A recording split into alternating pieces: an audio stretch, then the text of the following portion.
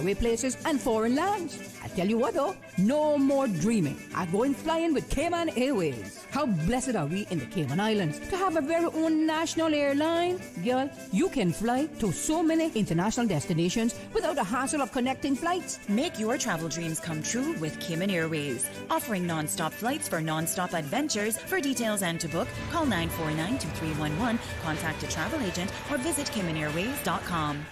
For the record, proudly brought to you by Doctor's Hospital. Peace of mind is important when life happens. Doctor's Hospital, always there for you. Call 949-6066. Kirk Market. Experience a world of choice. JN Money, from abroad to Yad. And Cineco, keeping Cayman covered. We ask our listeners and viewers to avoid any statements or comments which are abusive, derogatory, malicious, or defamatory. Do not use indecent language or make any statement that is false or misleading. Call 1-800-534-8255, 949-6990, 949-8037, or WhatsApp us on 925-3261. Live from Radio Cayman Studio. This is For the Record with Orrett Connor. Hear from your government officials, independents, and the opposition on issues that matter to you. For the Record. Engage in an open dialogue between residents and lawmakers. With Orrett Connor. Informative, impartial, insightful. This is For the Record. And now, your host, Orrett Connor.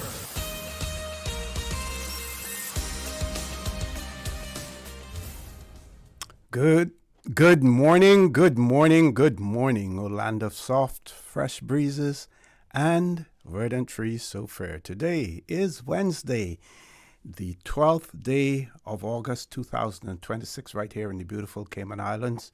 We do hope and we trust that everyone had a restful, peaceful, enjoyable evening. Those of you who are on our roads, whether you're a pedestrian, a cyclist, or if you're operating any type of motorized vehicle, we urge you to please be extremely cautious.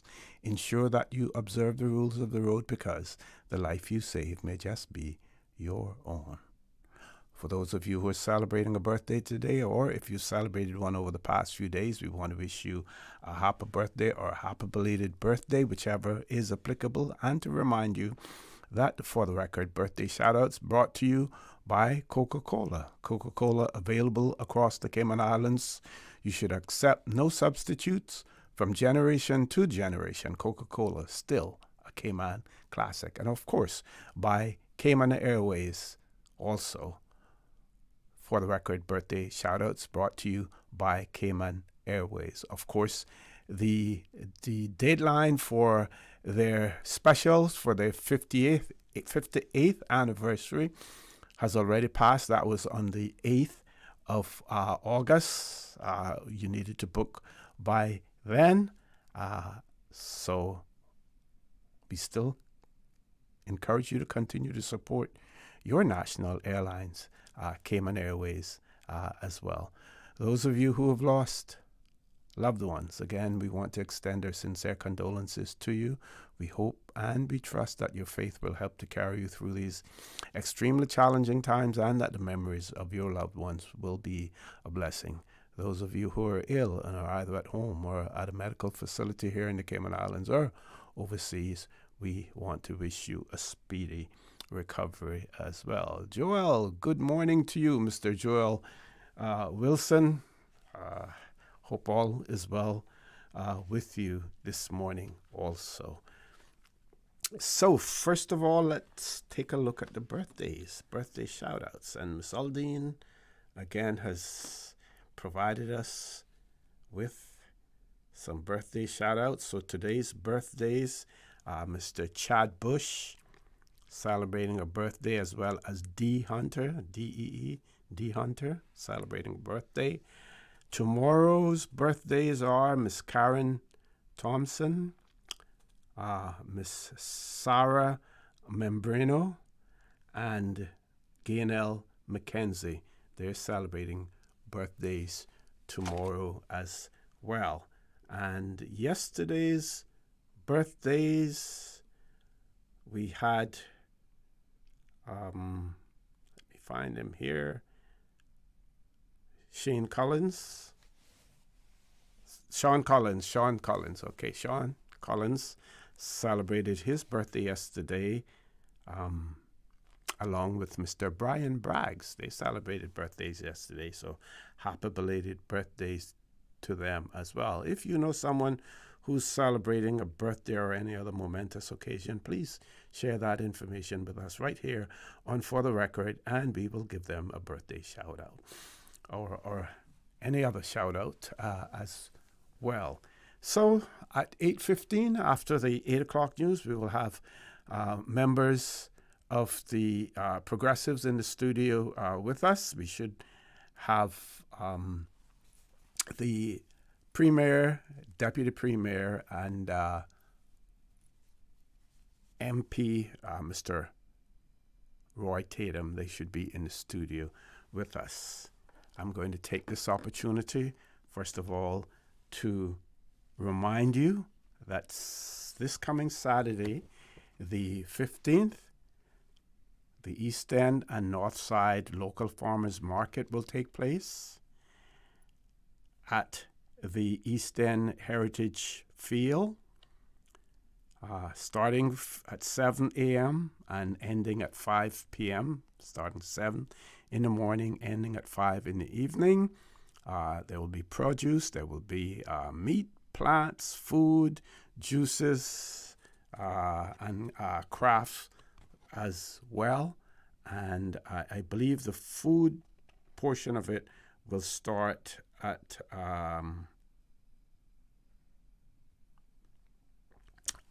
11 o'clock, but I will double check that as well. A few other things as far as community notices are concerned. The Ready to Work program. Haven't heard much in relation to this being advertised, but let me make sure that I have the right date on it. But the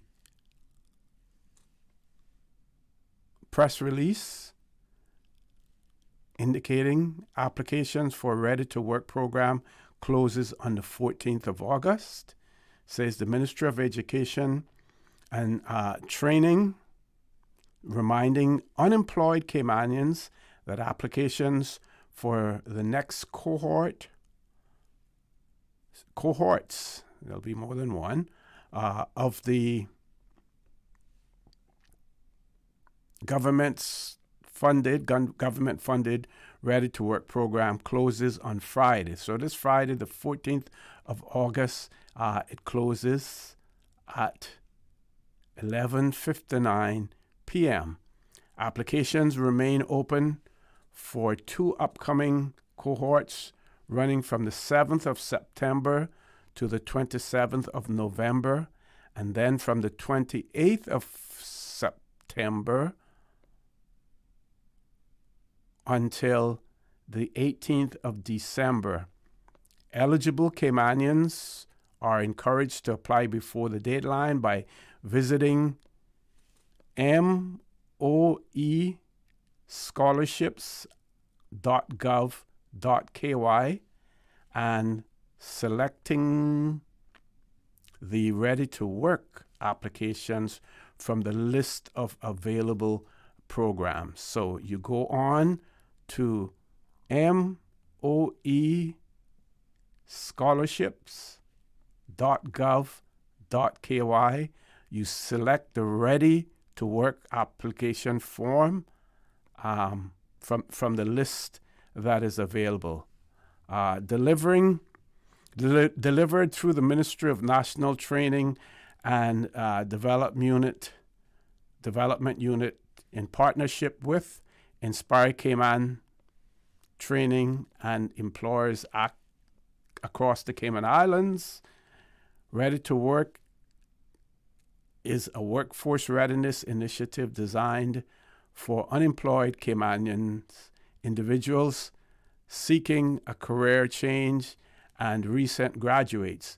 The program equips participants with the skills, confidence and workplace experience needed to secure meaningful employment. Participants receive employable training, career coaching, CV and interview preparation, workplace communications, and professional skills development, along with one-on-one support, employer networking opportunities, and work-based learning experiences.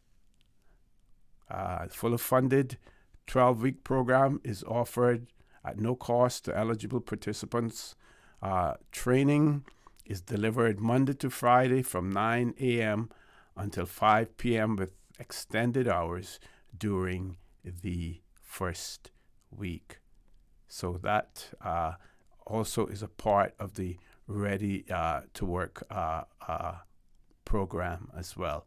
So the closing date for that is going to be the Friday the 14th. So bear that in mind, Friday the 14th. I will try to repeat this during the course of the show as well. One more thing. I remember a few shows ago, someone was inquiring, and they actually sent a WhatsApp message inquiring about the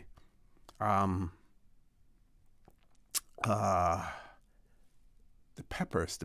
What was the name? I'm trying to remember the name of the pepper now. That is an old-time Caymanian pepper. That mutton pepper, the mutton pepper. Okay. And I was told by someone that the mutton peppers plants are available at the agriculture department. I hope that that holds true still. And the person who was inquiring about that, you may want to check the agriculture department for mutton peppers as well. We have a caller on hold. We're going to take the commercial break so that we don't have to break for the commercial. Caller, hang in, but don't hang up. We will be with you shortly.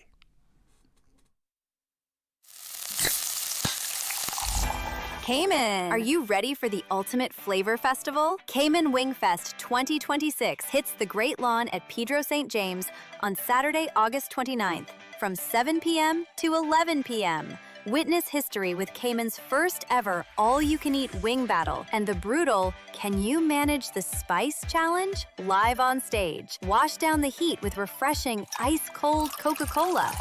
Grab your Tier 2 passes today on ticketsplus.ky before lawn capacity caps out. My mom's a superhero. She always knows what to do when I feel icky. Yesterday, we went to West Bay Pharmacy, and they had everything she needed. Medicine, my favorite Band-Aids with dinosaurs, and even flavored vitamins. Mom says they keep our family healthy. I think they're magic. Don't tell anyone. I think superhero shop at West Bay Pharmacy. West Bay Pharmacy, where the superheroes shop. West Bay Pharmacy and Centennial Towers. Convenient quality care is just around the corner. Looking for fresh, healthy food that's full of flavor? Then you've got to visit Kirk Market.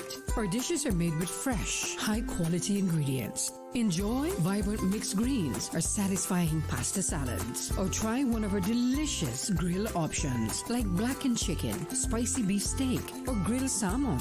Looking for something light and flavorful? We've got sushi rolls and poke bowls prepared daily. And don't forget to explore a hot bar or Billy Fresh salad at the salad bar. Stop by Kirk Market today for breakfast, lunch, or dinner and taste the difference. Eat well, live well with Kirk Market.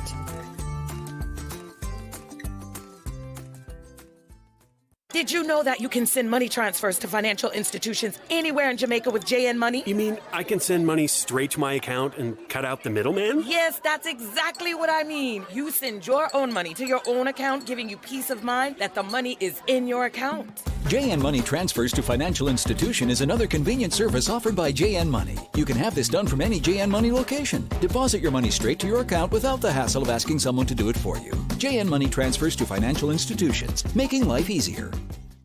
You know, as a little girl, I dreamt of traveling to faraway places and foreign lands. I tell you what though, no more dreaming. I'm going flying with Cayman Airways. How blessed are we in the Cayman Islands to have a very own national airline? Girl, you can fly to so many international destinations without the hassle of connecting flights. Make your travel dreams come true with Cayman Airways. Offering non-stop flights for non-stop adventures. For details and to book, call 949-2311, contact a travel agent, or visit CaymanAirways.com.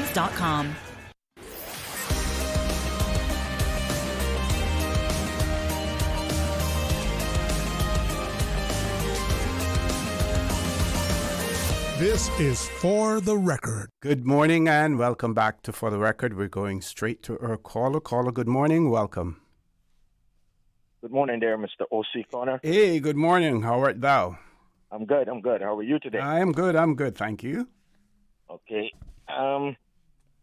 O.C., after talking to a couple of friends of mine that sits on boards, I came up with this. After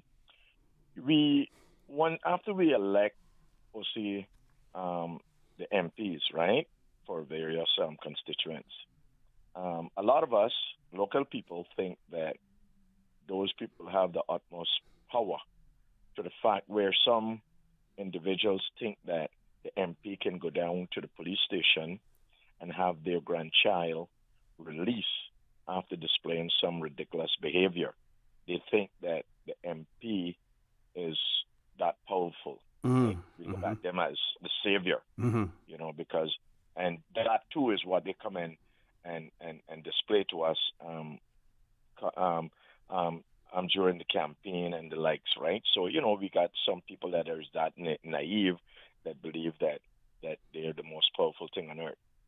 So, but then only to find out whenever they're approached about certain things, the wording that have been adopted is, our hands are tied. There's nothing we can do. Our hands are tied. You heard that phrase a lot, right? I would say, our hands are tied.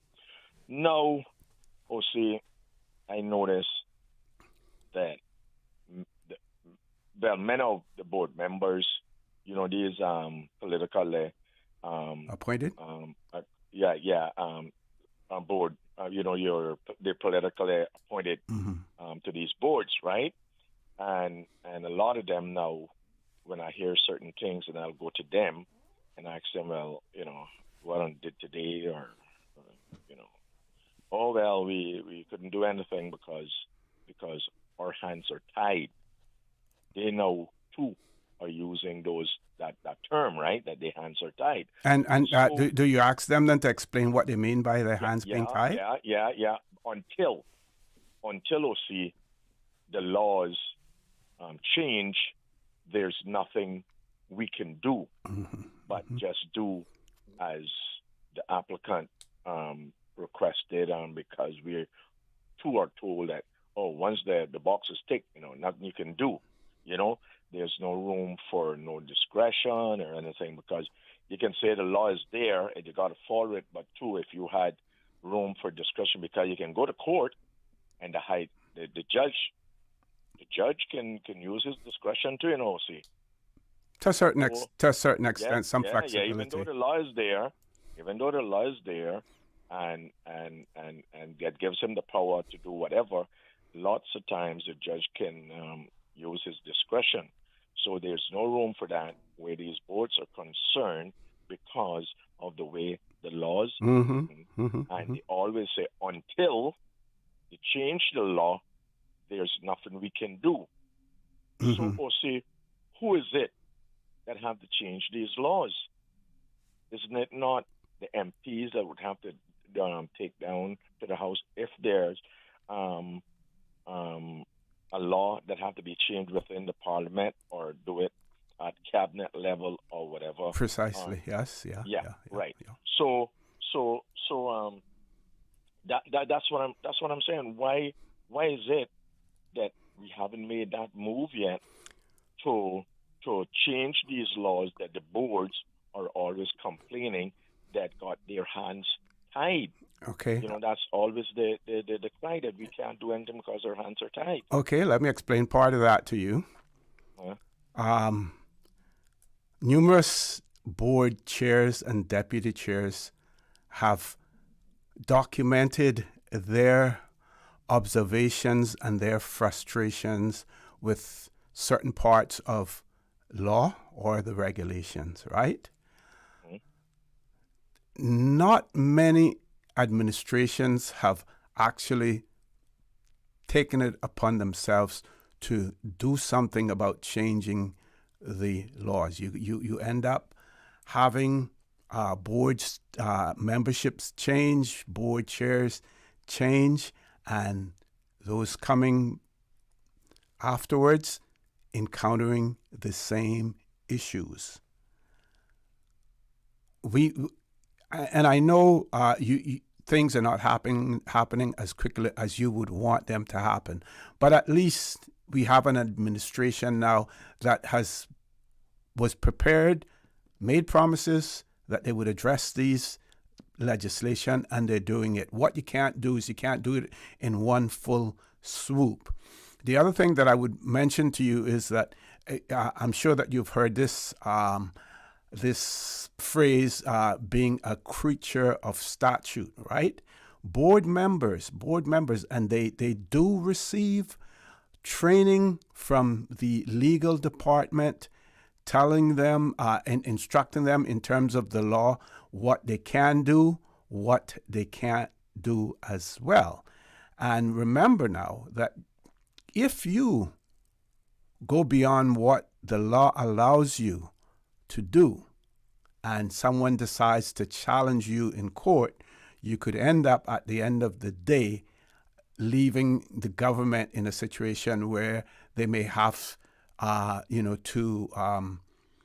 to pay for damages as a result of the actions of board members if they are reckless or if they go ahead and ignore what the law says. So when those board members are telling you that their hands are tied, there's very little wiggle room in those instances.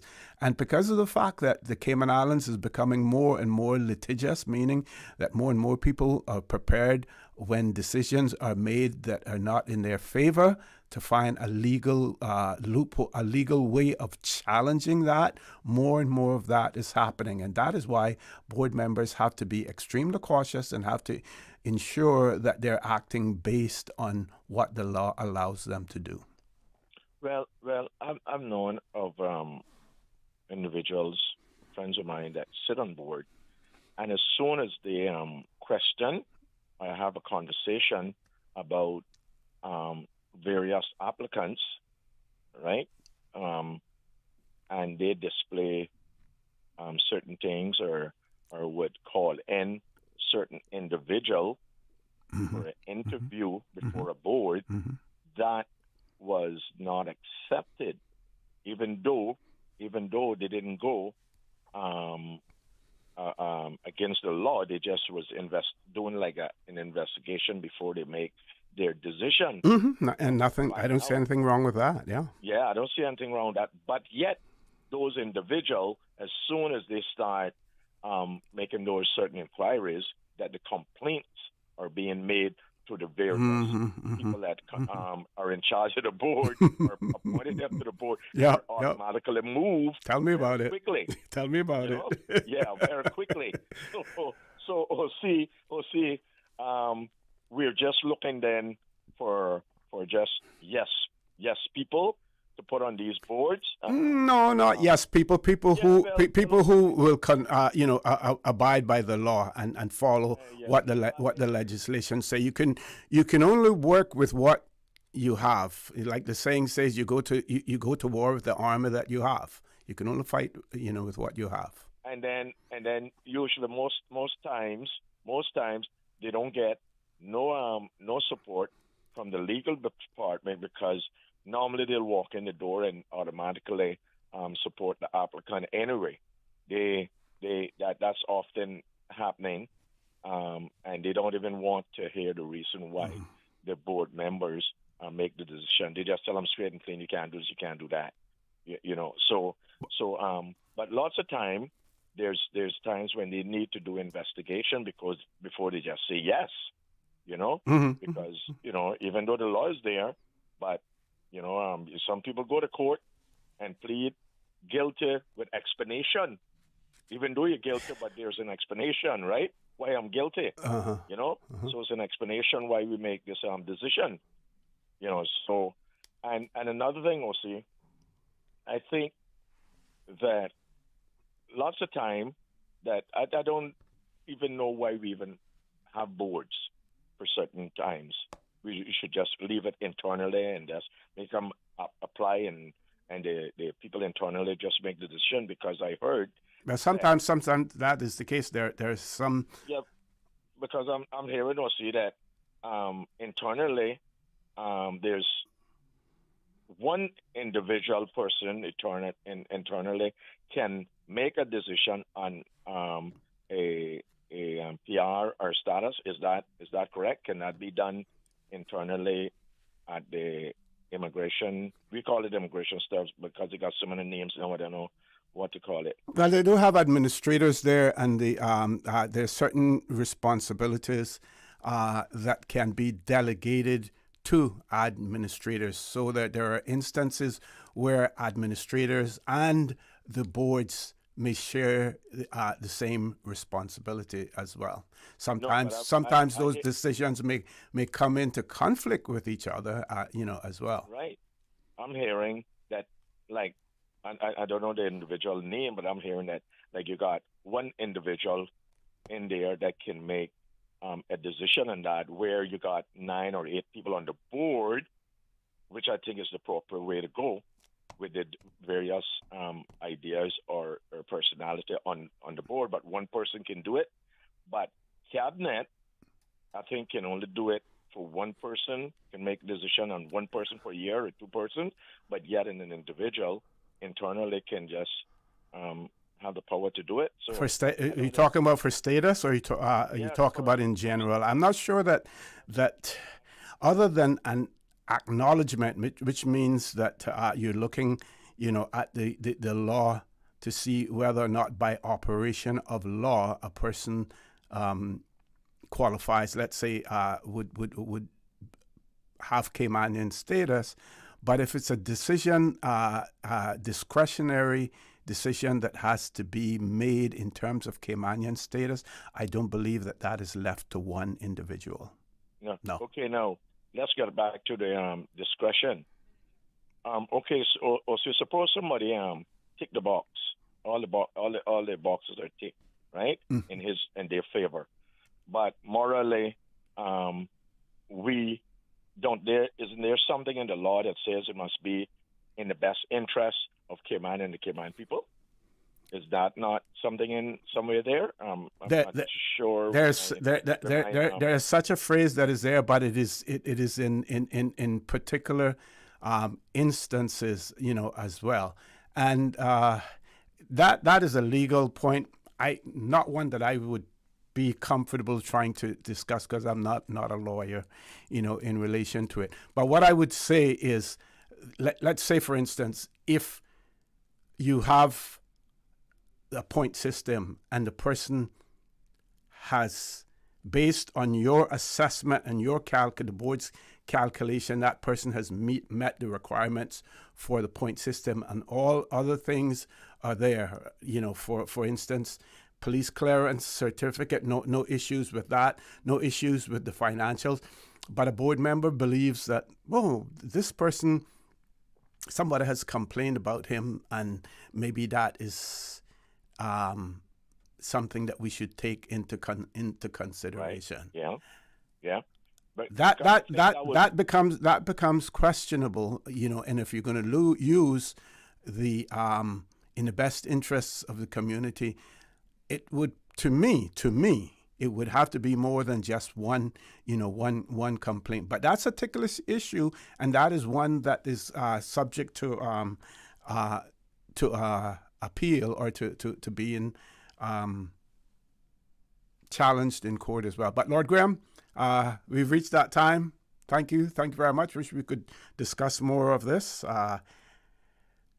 Very quickly before we go to commercial break, I have been asked to send belated happy birthday greetings to Priscilla Powell Livingston and Julia Manderson Johnson, who celebrated their birthdays yesterday. So we would have passing that out to them. And then I have one more here very quickly. Let's find the other one. Please, can you wish my firstborn, Michelle Macfield, a happy birthday today, 12th.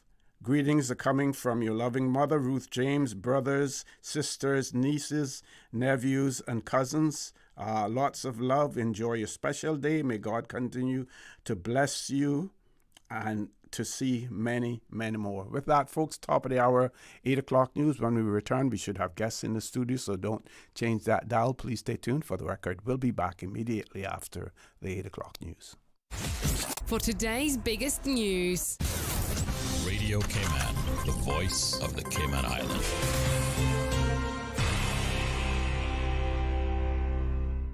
With a look at Radio Cayman's morning news, I'm Dion Anglin. A man has appeared in summary court charged with several offenses allegedly committed against his brother. Radio Cayman's Jevy Ebanks reports. Randy Howard McLean, represented by Brady's attorneys at law, is charged with multiple incidents involving his brother and entered not guilty pleas to charges of common assault, threats to kill, and harassment, alarm, and distress. Some of the allegations date back to December 2025, while others relate to incidents this year. The court also heard that Marinette Webster, identified as McLean's partner, faces separate but related charges, including 2 counts of misuse of an ICT network and harassment, alarm, and distress. She also denies the allegations. Both defendants remain on bail. The court noted that a no-contact order could not be enforced because the complainant is McLean's brother, and the pair are already involved in ongoing civil proceedings. The magistrate said such an order would be difficult in the circumstances. The case returns to the court in the coming weeks for a case management hearing and to finalize a trial date. Jevy Ebanks, Radio Cayman News. In other local news, the local sports community is invited to an evening dedicated to athlete care and performance. The Wells Sports Medicine team will introduce a new integrated sports medicine initiative aimed at supporting athletes and sporting organizations across the Cayman Islands. The event takes place this Friday, August 14th from 6:30 to 8:30 p.m. at the Well in Bayshore Mall in Georgetown.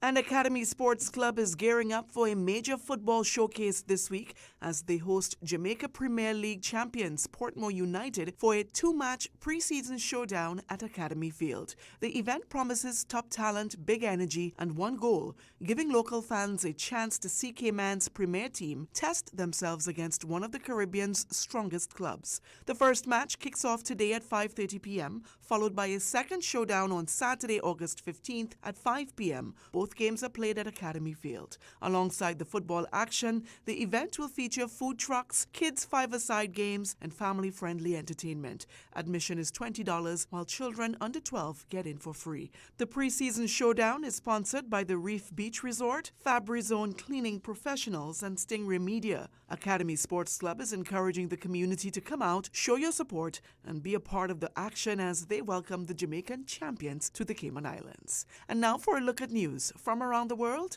here's the BBC. BBC News with Moira Alderson. Israeli security forces have clashed with settlers who trapped 2 Palestinian families in their homes in the occupied West Bank. The security forces moved in to try to force the settlers away from the homes in the village of Kusra, south of Nablus.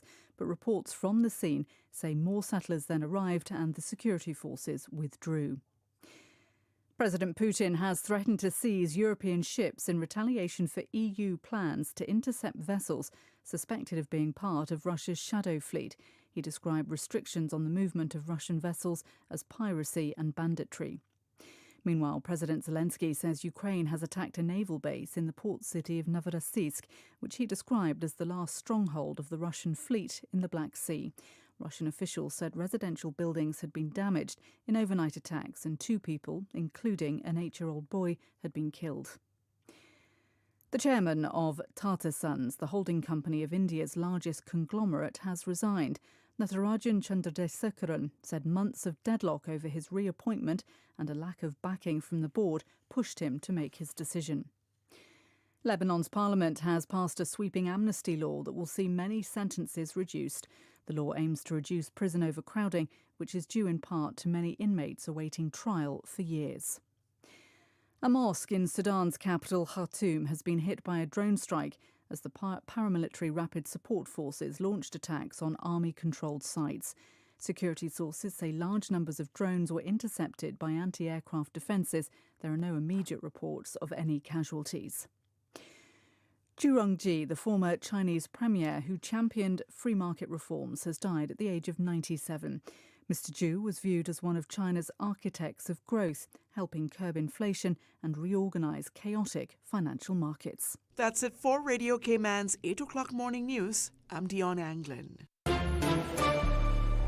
Stay in touch with Radio Cayman with the latest up-to-date, accurate news and information. For your convenience, the headline news will be repeated on our sister station, Breeze 105.3 FM, weekdays at 8:30 a.m. Follow Radio Cayman on social media, Facebook, Instagram, Twitter, or download the Radio Cayman app in the App Store or log on to www.radiocayman.gov.ky and stay connected to what's happening in the community. Radio Cayman, your voice, your choice, your radio.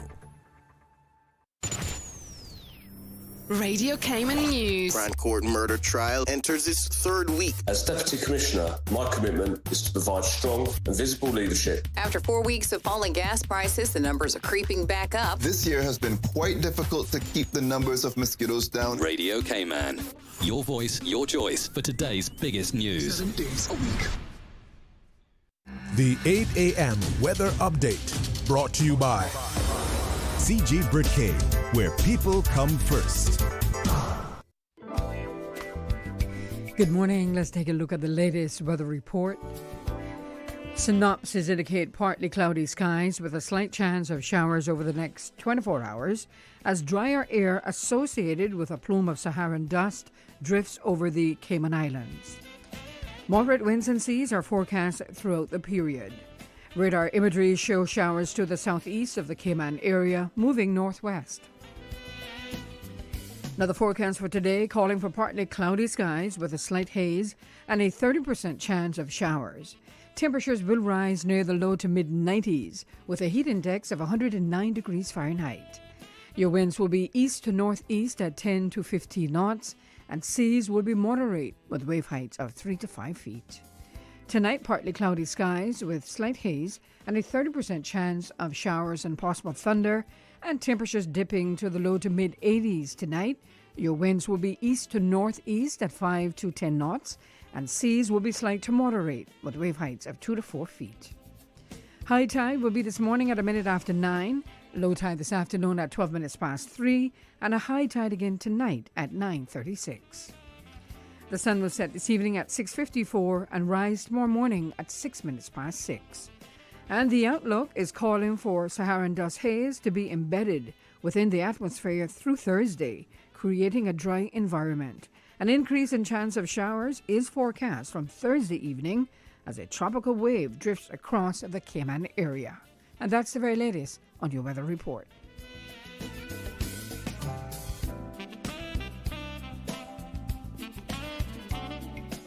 We were set to battle, and your Aunt Angie was leading the pack when... Aunt Angie, what does this have to do with car damage? Oh, right. Well, long story long. I took down the assassins and wound up inventing a new form of mixed martial arts. I became an international champion until one sore loser karate kicked my car. But I was covered with CG. Covered for malicious damage and more. CG Britcade. Good like that. All benefits are subject to policy provisions, including eligibility at the time of service. The 8 a.m. weather update brought to you by CG Britcade, where people come first.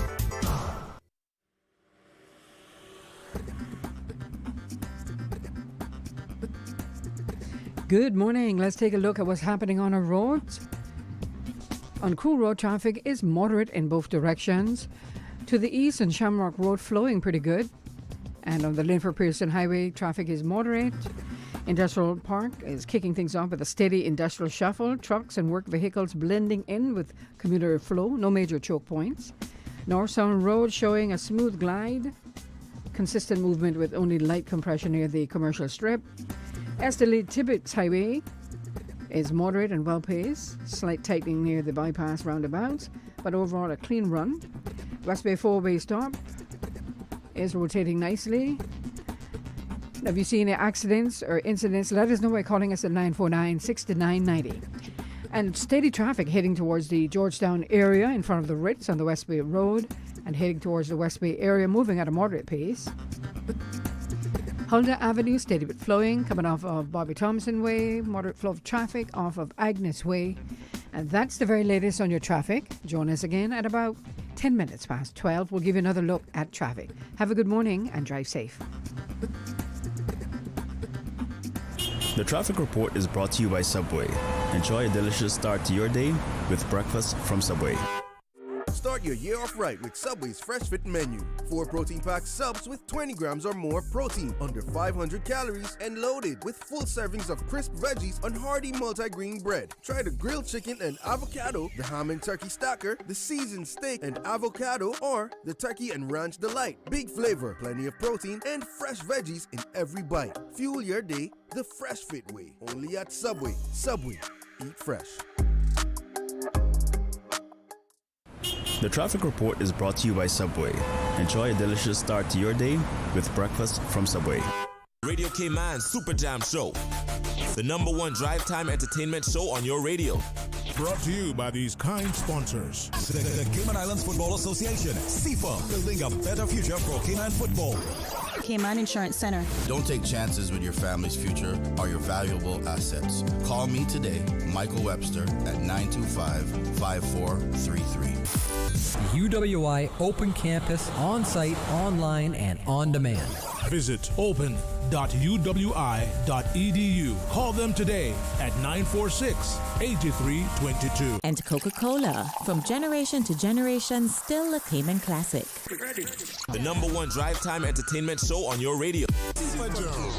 Your health is everything, and it's important to have a doctor who cares. Dr. Sidney Ebanks, proud Caymanian, has a big heart for his community, specializing in complex cases, urgent care, and preventative medicine. Dr. Ebanks offers over 20 years of experience. He listens to your needs, your frustrations, and what you're experiencing. He treats more than just the illness. He treats you. Dr. Sidney Ebanks, where care meets compassion. Because every patient deserves a dedicated doctor who cares. Call Dr. Ebanks at Grand Harbor Medical today at 949-4309.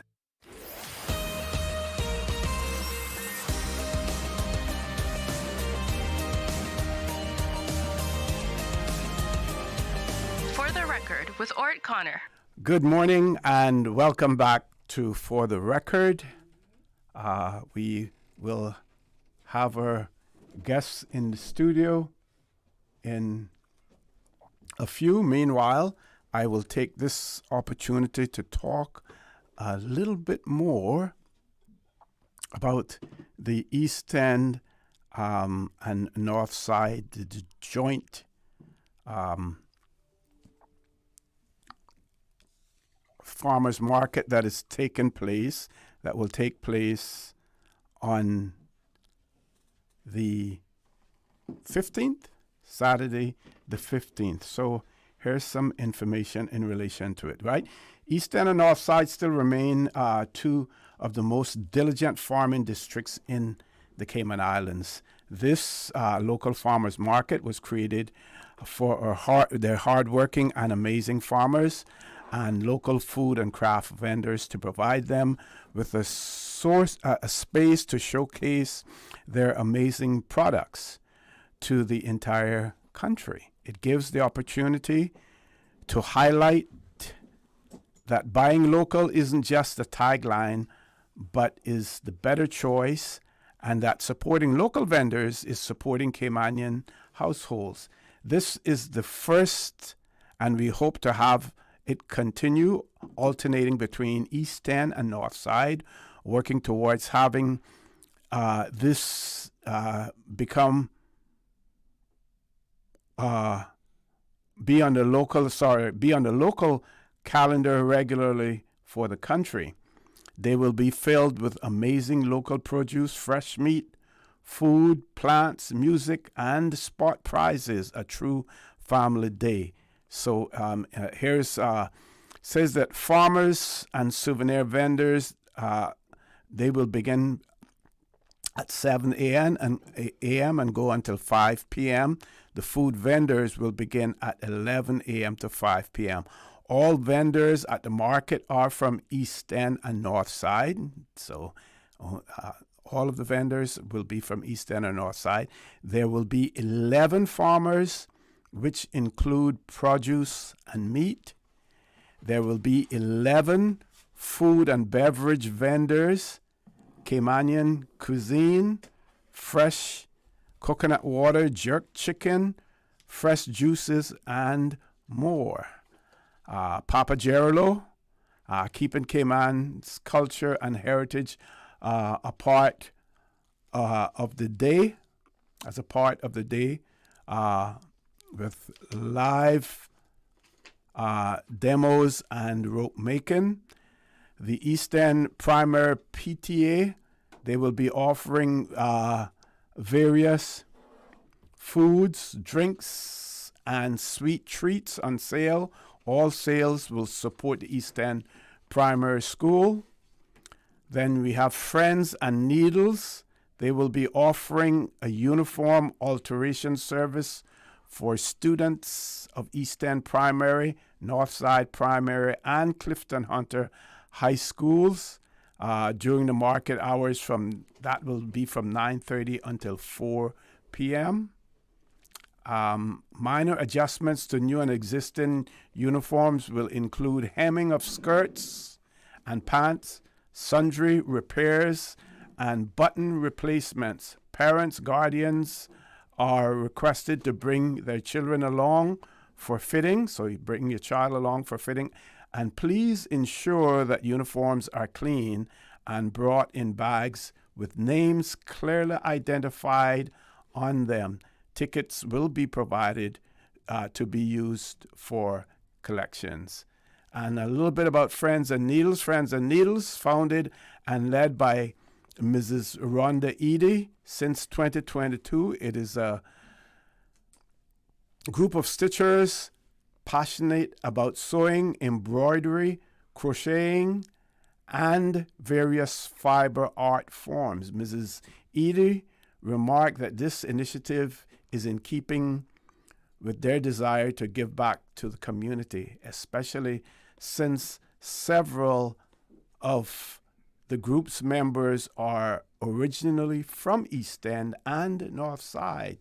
So when they saw the advertisement for the market, they immediately reached out and requested to provide assistance with uniform alterations for families, which can be extremely costly. Members donating their time to do the alterations are Miss Rhonda Edie, Miss Kerry Nixon, Miss Carol Terry, Miss Ina Augustine, Miss Shanake Johnson, Miss Sharon Hides, Lorna Reed, and Rejani Lopez. Other members of the group include Nasaria Suku, Shalette, Nettie Nicoletta, Celia Hides, Cindy Shaw, and Sherion Fairweather. There will also be spot prizes at that farmers market, combined East End Northside Farmers Market. There's a weekend getaway at Ocean Frontiers for 2, dinner at Italian Kitchen in East End for 2, Rubis Gas vouchers, Eastern Star Fish Fry gift certificates, Cayman Airways tickets, Civil Orange Trees. Can you say swanky? That's what I make my swanky house. Civil Orange, and that is Seville, named after city in France, in Spain, Seville, Spain, yes. Seville orange trees, I believe the minister did point out that first 7 persons entering will be given those trees. And of course, there's no fee for entry. Entrance is to enter the market, no charge whatsoever. Some of the sponsors: Ministry of Youth, Sports, Culture and Heritage, Department of Agriculture, Ocean Frontiers, Rubis, Italian Kitchen, Eastern Star Fry Fish, Cayman Airways, Friends and Needles, and Edie's graciously provided their tailor, Mr. Samuel Myers, to support Friends with needles. So again, a little more plug for the East End, combined East End, North Side local farmers market taking place on Saturday the 15th.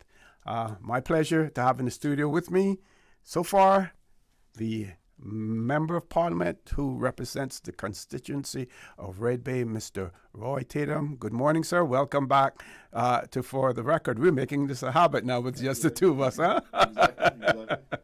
Good morning, OC. And good morning to the wider Cayman Islands. And as I always make sure I do, to my constituents in Red Bay. And if I could also, as I always do, mention my friends and family in Cayman Brac and Little Cayman. And good morning, Miss Susan. Good to see you. Good to be here, sir. Great. So we can talk about what's happening in your particular constituency in the meantime. You know, what's been happening. Any back-to-school events taking place, or you've always spoken about the garage sale or some sales that you have as well. Let's tell our listeners. Right. So I had a chat with Vicky, who works with me in the office, and I also have John Edward, a fantastic individual. We sat down yesterday to try to plan out a few things. Mm-hmm. So by this Friday, next time I'm here, I'll be mentioning some events we're looking to have. But certainly the work at the park with the pickleball and basketball court is proceeding nicely. And I'm going to go by there later on today just to see where it's at. I want to say thanks again to the minister for working with me on that. And the minister I'm referring to is Minister Isaac. Mm-hmm. He made 2 commitments to me in Parliament. One was to put in place the basketball court that has turned into basketball and pickleball court. I'm looking forward to that getting done. But also, that, as I've mentioned before, commitment to trying to get some funding back in place for the sailing club, for the sailing program that they used to have for the kids at the in the Cayman Islands schools. Mm-hmm. There was a number of children, as I understand, who used to be able to get free sailing lessons, and that's part of our culture, our heritage. And we had one meeting so far. I need to follow up with the chief officer, or it might be deputy chief officer who's handling that. But I'm hopeful that that other commitment will also come true in terms of some funding there. But certainly the basketball court and improvements at the park is going forward. Want to thank Island Paving again. I can't remember if I did that when I was here on the show last time. They're giving up time, material. I think you did, yes, but it's worth repeating, yes. But I tell you who I forgot to, and I thanked my colleague and friend, Sir Alden McLaughlin, who actually got the park, got the land bought, got the park off the ground to help get where it's at now. But I missed thanking a very important group, those members of the Prospect and Red Bay Community Group, who, especially that small, tight-knit group who work to make sure that if the grass needs mowing, it has been mowed, mm-hmm. that they make the relevant phone calls and they drive by and they look out. They're in the neighborhood, so they actually try to look out for what's happening at the park. I really thank them as well. I didn't do that last time, and I remember that after I left the show, I wanted to make sure I did that first thing this morning. So huge congrats to them. they haven't been as active as they used to be, but I know that they have plans to actually start getting a bit more active again. Is my understanding. I'm actually looking forward to that. Mm-hmm. A question in relation to the park.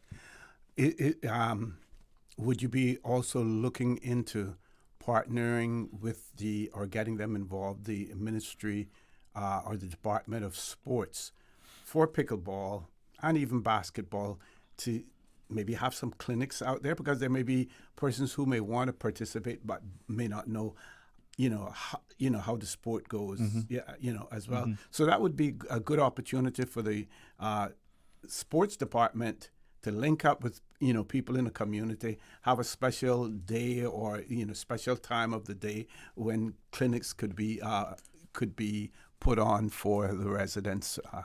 That's a very good question, and I have I won't call his name because I haven't had a chance to speak with him as yet, but I have a constituent who is I would say basketball professional. I guess I do believe that's what he is. And I know at one point he had expressed the hope that if we did have a court, that he would be able to do those kinds of things. Okay. I don't know what his time is like now, so I do intend to reach out to him by this weekend and actually have that conversation. Yeah, you're right. And also to see I leave the ideas to him.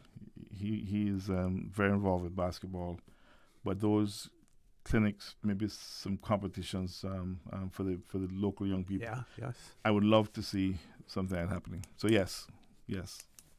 As my friend Kurt Tibbetts used to say, it's a very pregnant idea. Speaking of Kurt, I know you would have mentioned it, but I also want to send out condolences again and underrated to the passing of his beloved brother, Denniston Tibbetts. Mm-hmm. Kurt and Denniston and Buzz and the family they're distant relatives of mine. I need to try to trace it backward on my mother's side of the family. But Denniston was head of the Seafarers Association. As you know, their head office is right in my constituency, Stones, just down the road from my house. So just heartfelt condolences to the family.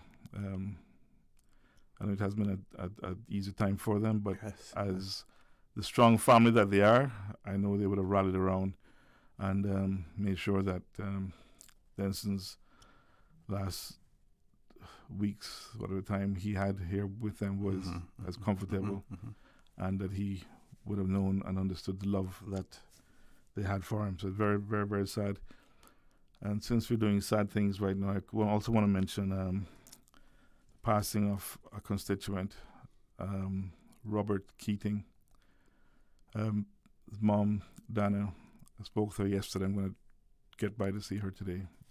I've been keeping tabs by the phone during his illness, but that's very, very sad. I've experienced death in my family, but it's the death, and obviously I know you would know the death of a child is a whole other level of hurt, and I will. Just so condolences to Dana, all the family, Delarice, Dorcas, Denise. I won't try to remember all the names now, but so again, another strong family, the Watson family, original from Cayman. Yep. Been in Grand Cayman a very long time, but they're again, that's a strong family. So I know they're rallying for her, and there was lots of friends around last night when I spoke to her. I'll get by there today to see her, but my heartfelt condolences also to you, Dan, and to all the friends and family of Robert. And I'll just mention two more if I could. Sure. A very colourful individual by the name of Patrick William Watler, brother of Gary. I think his other brother was Austin. But he was a colourful individual. He was often around by my office. The last time I saw him,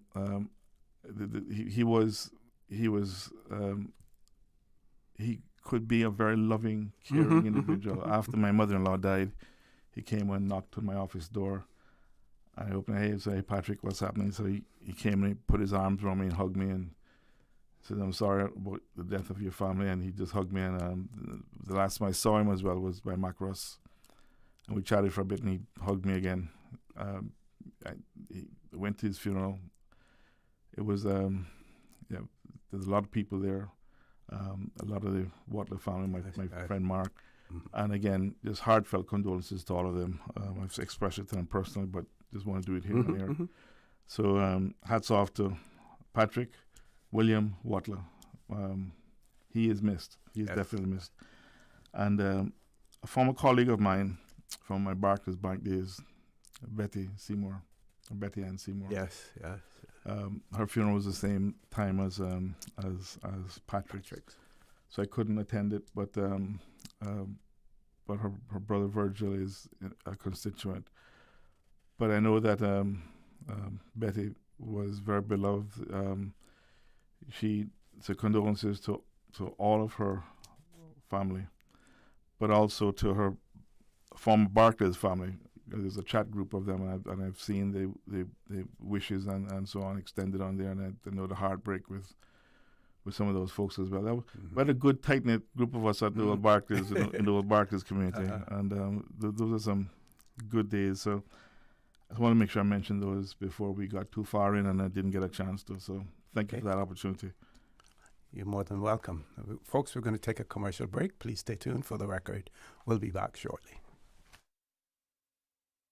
Cineco's parametric insurance after hurricanes is now available for motor policies. Fixed automatic payouts cover incidental vehicle expenses like fuel, cleanup, and minor repairs. No claims, no damage required. $200 for comprehensive policies or $100 for third-party policies. Available exclusively through Cineco and included with all new motor insurance policies and upon renewal for current policies. Visit cineco.ky today. Cineco.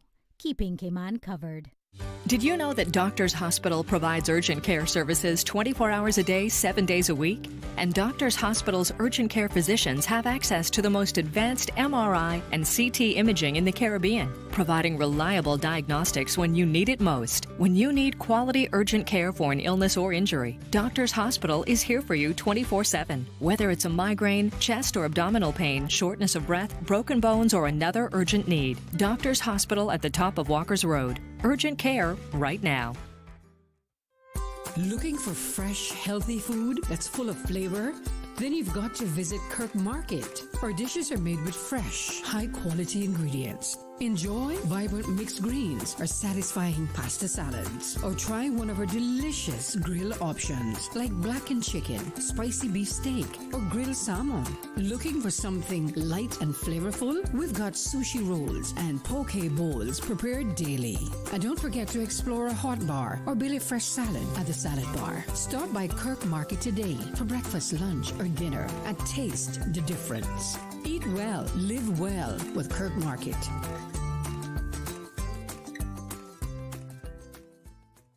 Radio Cayman, maintaining the innovation. On a daily basis, making it easy to connect with you, our listeners. Add us to WhatsApp today, 925-3261. That's 925-3261. Radio Cayman. Send a text or voice note. Message us at 925-3261 on WhatsApp today and get active with Radio Cayman. Radio Cayman, the voice of the Cayman Islands. Radio Cayman, maintaining the innovation. You know, as a little girl, I dreamt of traveling to faraway places and foreign lands. I tell you what though, no more dreaming. I'm going flying with Cayman Airways. How blessed are we in the Cayman Islands to have a very own national airline? Girl, you can fly to so many international destinations without the hassle of connecting flights. Make your travel dreams come true with Cayman Airways, offering non-stop flights for non-stop adventures. For details and to book, call 949-2311, contact a travel agent, or visit CaymanAirways.com.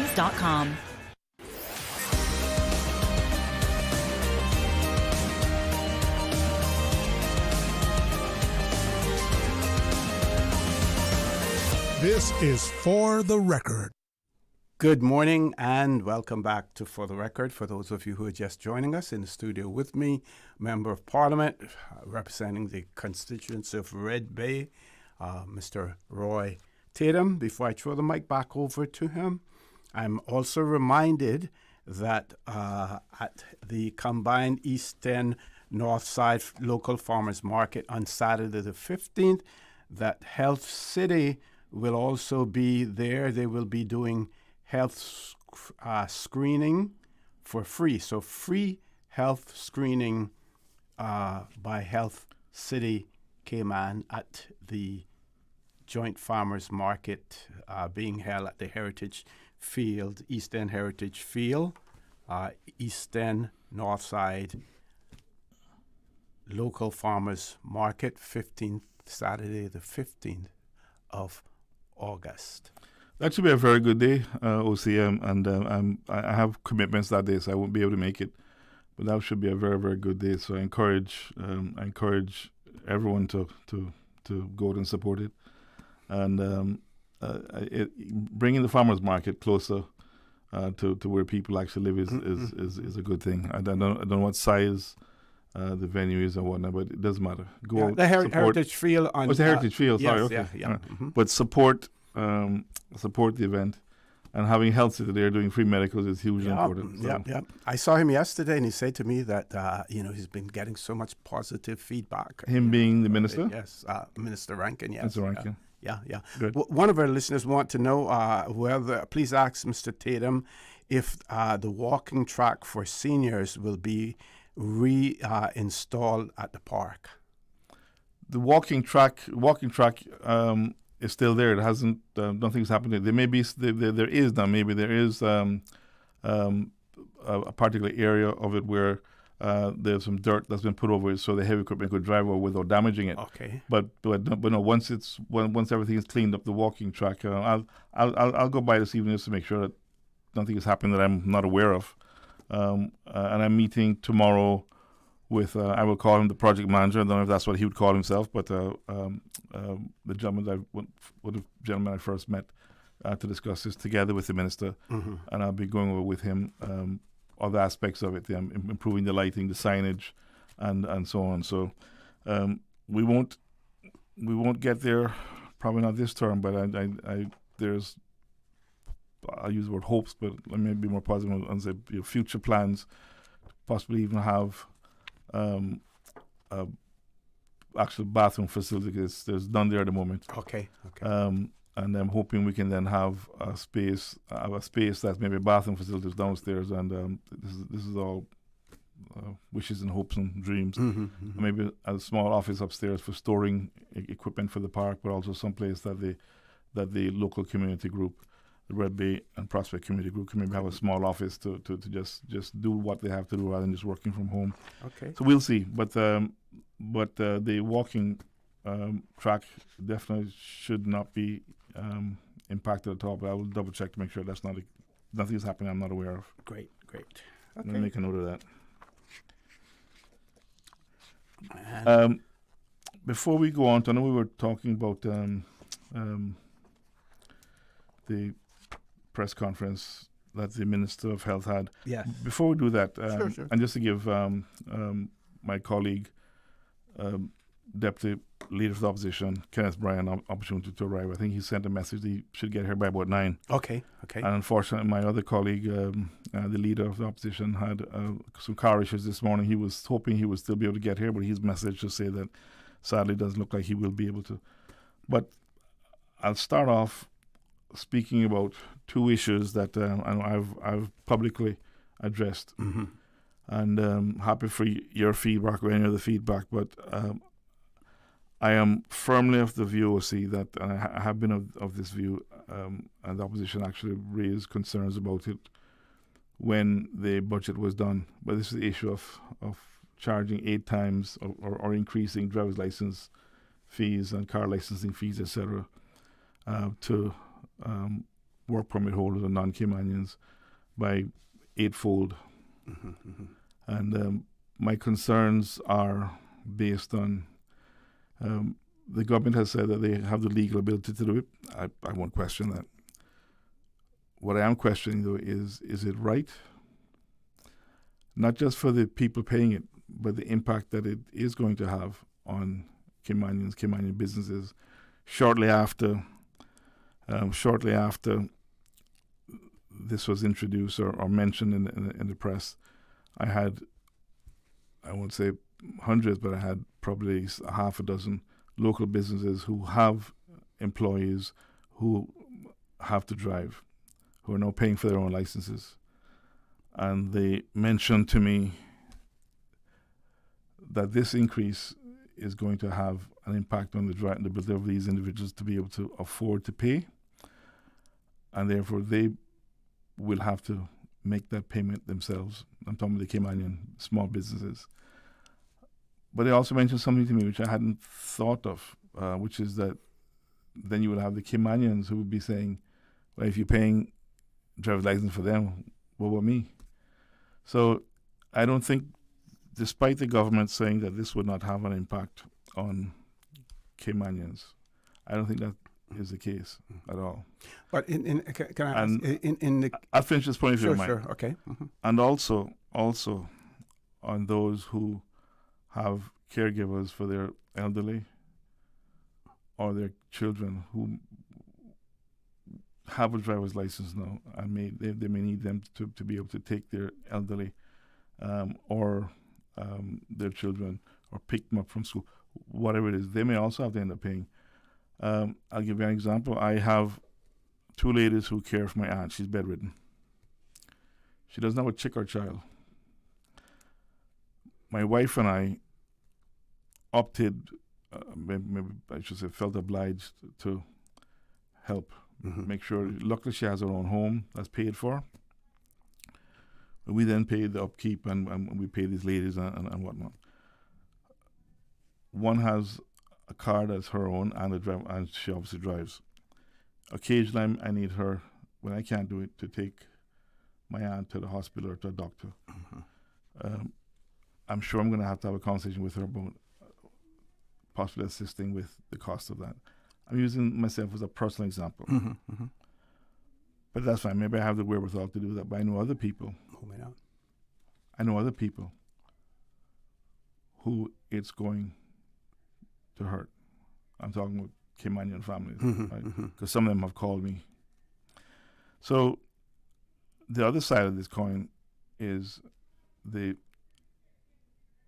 divisions that I think we continue, in my view, to ramp up within the community, which I think is unhealthy. Some people may have a different view. That's fine. We can all agree to disagree. Mm-hmm. But that is one thing that I think I'm hoping the government rethinks. Mm-hmm. We will see. We will see. So I don't know if you want to give your views on. No, I was going to ask a question in those instances where people have made representations to you. If those are persons who require a work permit, when they advertised for the position, did they advertise that the person needed to have a driver's license? I really don't know. Because if they did, then that person, it's their responsibility to ensure that they have a driver's license in order to qualify, mm-hmm. For the position. Right. Now, whether or not they want to bargain with their employer and say, well, yes, I have a driver's license, but this is what the driver's license has cost me. So, you may want to compensate me in some way or the other for that. Fine. But all of the jobs for drivers, the part of the requirement is that you have to have a driver's license. Now, if an employer decides afterwards that they're going to pay for that driver's license, then fine. I also use the example of delivery drivers, especially for food delivery. The pizza places, for instance, you have to have your own vehicle, which means that you have to have your own driver's license as well. All the responsibility of the employee as opposed to the employer. That may very well be true, Asim. But when they advertised that they needed a driver, the driver's license was X, right? Mm-hmm. Nobody would have envisaged that the country would be, or the government would be looking at increasing 8 times. Yeah. So the percentage increase. Right. Yeah. So I'm talking about two things: the amount, mm-hmm. right? Mm-hmm. The sudden increase, but also the unfairness of just because you come from someplace else, you may be paying such a huge. People are going to disagree with me. I accept that. Sure. But I have lived, as have you, in another man's land. And I know how I would have reacted if this was imposed on me when I used to live or when my parents lived in another man's land. I know how I would have felt. And if it was just, and I know back then when my father was at sea, I didn't know this till years later, but there were evenings, nights when my mom went to bed a little hungry because things were tough. Daddy sent home money, but you were paying rent, right? You had the daily expenses, your utilities, and I didn't know till years later that there were actually days. I don't think very many, but there were days when my mom. And do you know why she went to bed hungry? Because she made sure her children got fed. Or they had. So the point is, we have a variety of a cross section of people in this country. And as I said in a piece I put out, expatriates who come here, maybe I didn't say this, but I'll broaden what I said. Expatriates who come here by invitation. We may have one or two coming here illegally, but the majority of people who come here by invitation to supposedly fulfill, and I think the vast majority of them fulfill a function that a business needs, right? So you're not talking about people who are just here for the sake of being here. And again, and I wasn't alone. When I lived in Jamaica in Harborview, there were many Cayman brackers there. Kurt Tibbetts and his family wasn't far away. The Worms was a few roads over. And I had aunts and uncles. And there were many Cayman brackers who used to come through and stay with us, sometimes for days, sometimes for weeks. And if they're in hospital, sometimes months. So the point I'm getting at is even as Caymanians, we have also, and some went to other people, some went to the U.S., some went to the islands, and they stayed. But I think this is extremely unfair, not just to the people who, and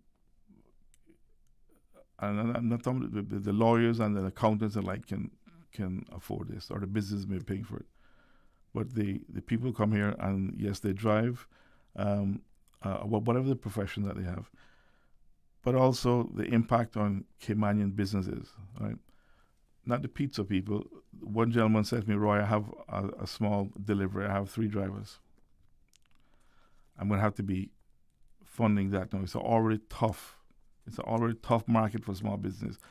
Do you see the number of small businesses that especially restaurants, who are going out of business? Someone sent me one last night. I won't mention, but someone sent me. I'll tell you, after the break, I'll mention it. Someone sent me one just last night. Food business is becoming more and more competitive in Cayman. Becoming more and more competitive, and the costs are increasing as well. Yeah. So, but this is an iconic local place. Sorry, I didn't go to a break. Got to go to the break, folks. Please stay tuned for the record. We'll be back shortly. The government is inviting the public to share their views on proposed changes to tobacco and vaping laws. The proposal aims to protect our young people, strengthen vaping rules, and address concerns about disposable vapes. We want to hear from parents, educators, businesses, and the wider community. The consultation opens on the 21st of August. Log on to publicconsultation.gov.ky to help shape the future of tobacco and vaping policy in the Cayman Islands. Accidents and illnesses can strike without warning. Ouch! When it comes to urgent care, every second counts. At Doctors Hospital, we have a dedicated team of experienced doctors and nursing staff available to you 24 hours a day, 7 days a week. Don't waste time in an overcrowded emergency room when you need urgent care. Whether it's a broken bone, a severe infection, or a sudden illness, trust in Doctors Hospital's unwavering dedication to providing the best immediate care. For complete urgent care when you need it the most, choose Doctors Hospital, located in Georgetown, 16 Middle Road. Hey, new drivers, don't just drive smart. Cynical and Inspire Cayman's Safe Driver program will show you how. Get real-life simulator training and classroom sessions to help you gain experience, stay alert, and avoid accidents. Learn to recognize risk, manage fatigue, and make smart choices behind the wheel. Certified participants may even pay less for Cynical motor insurance. Learn more and register at cynical.ky. Cynical, keeping Cayman covered. There you go, sir. Thanks for choosing JN Money Transfer. Boy, thanks to JN Money Transfer, I can stay right here in Cayman and pay mama bills back home in Jamaica. Her water, light, phone and other bills never late. Every month I pay everything in one place. Make payments to over 30 companies in Jamaica through JN Money Transfer. Fast, affordable, convenient. Call 1-800-744-1163 for details.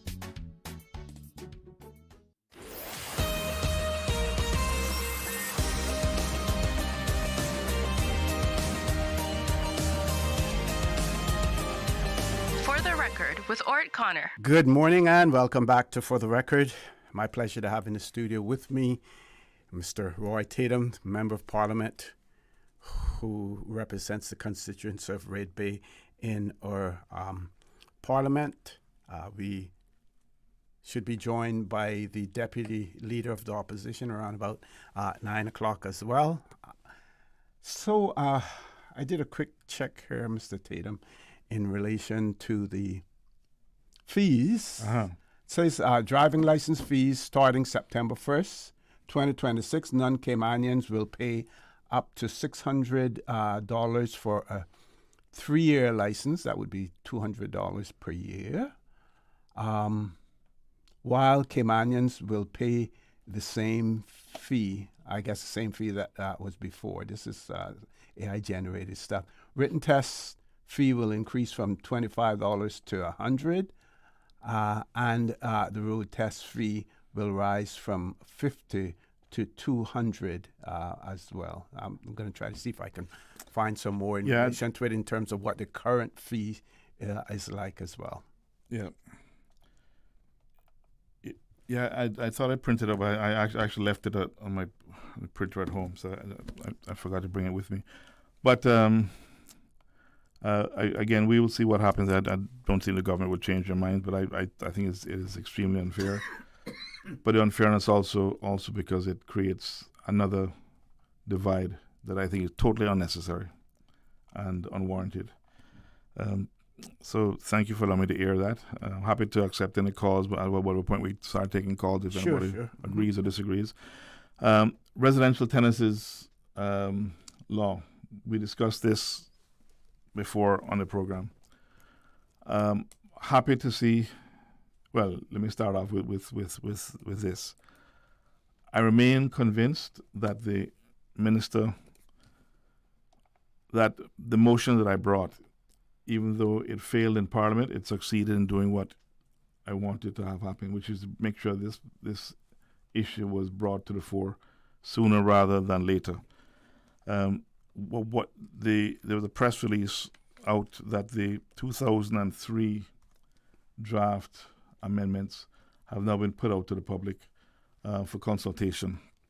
I'm extremely happy to see that. I would encourage the public to have a look at that. I intend to send them out to my constituents by this weekend or the next week. I just need to try to find some easy format that I can circulate that, not inundating people with the actual, with lots of emails or lots of WhatsApp messages. So I'm meeting with my social media guru to see how best we can actually do this and maybe put it on a site somewhere and just put a link so people can get easy access to it. But anyway, and have a form that's sort of a brief summary of it so that those who don't want to read the whole bill will have an option.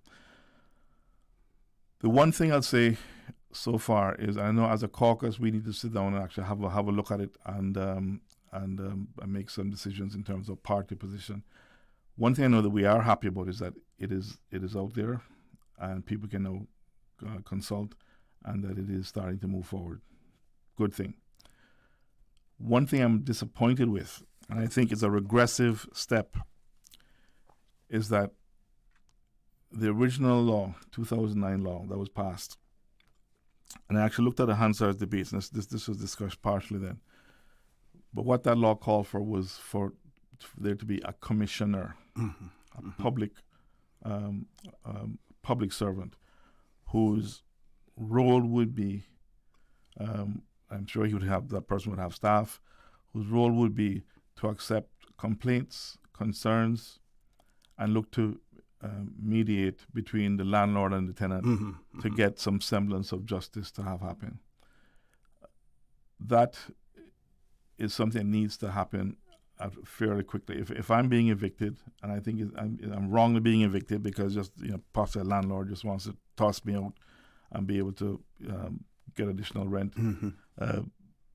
If that is my belief, I need to have somebody to go to today. I don't need to I don't need to wait weeks, maybe even months. So the new amendments coming forward looks to replace a commissioner with a commission comprising of a number of board members, one from each constituency, one from each district, and chief officers and the like. And the press release that was sent out also spoke to the minister that the bill, the new draft bill with the amendments to the 2009 law, also seeks to ensure that the minister has the ability to drive the policy in this area. I'm not sure what policy we need to be driving, but what we don't need is for this to be overtly political. I'm a politician, but there's some things that I think you don't want to be political. You need to have a commissioner who follows the law, not policy that could change every month. Right, yes. Who follows the law. If we need something else as politicians happening, change the law. Or I'm assuming maybe regulation, change the regulations. So that I'm disappointed, and I will be making a case for putting that back. Well, I will be. Again, as a caucus, we haven't really discussed this very widely yet. A number of people are off on holiday and so on. So, but speaking for myself at this current time on this issue, I would prefer that we move to a commission, leave it as a commissioner, a public servant, who with people assisting him or her, whose role it is to take the complaints and deal with them quickly. And by deal with them, right now it just calls for mediation. There's conversations to be had as to whether, and the press release that came out said that this move to a commission would be to strengthen the law. I think it's regressive. I don't think it strengthens it at all. I think it actually makes it worse. It potentially could leave concerns that the public may have, whether a landlord or a tenant. You could have landlords as well bringing complaints. If you need to go to a break, let me know. But it pushes them, rather than being dealt with immediately, off to when some board has an opportunity to meet. You need to take a break? We have a caller on WhatsApp, but we'll. You're not ready yet for the for us to come to you, Ms. Susan. You need. Okay, I do have a WhatsApp message here that I can share. Caller on WhatsApp, just hang in there. We're going to be coming to you soon.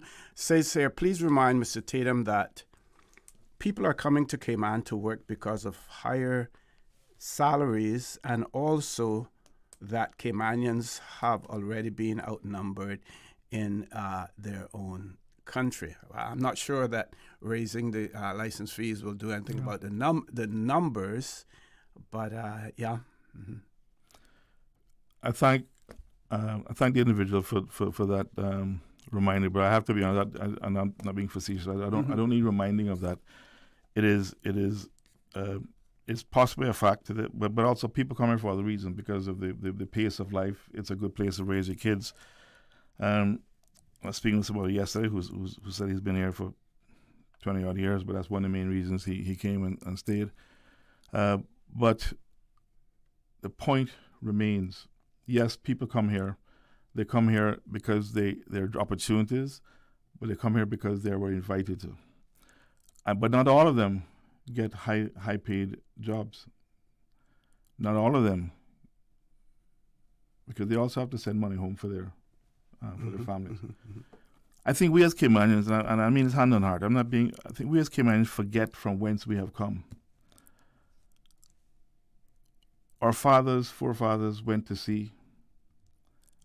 Most of the year, I didn't see my dad. I still have memories of one Christmas that he was home, because he was rarely home on Christmas. And that day has stayed with me. But as I said just now, even though he sent money home, or sent money to my mom, it wasn't exactly that easy for us. But people also come here because they have to feed their families, and they send money home. And they do sacrifice while they're here. I'm talking about being fair to people. And I'm talking about the lawyers and the accountants and those earning a very good buck. I'm talking about the hundreds or thousands who come here and they earn, yes, more than they earn at home. They probably have a job. They might not have a job at home. But the point is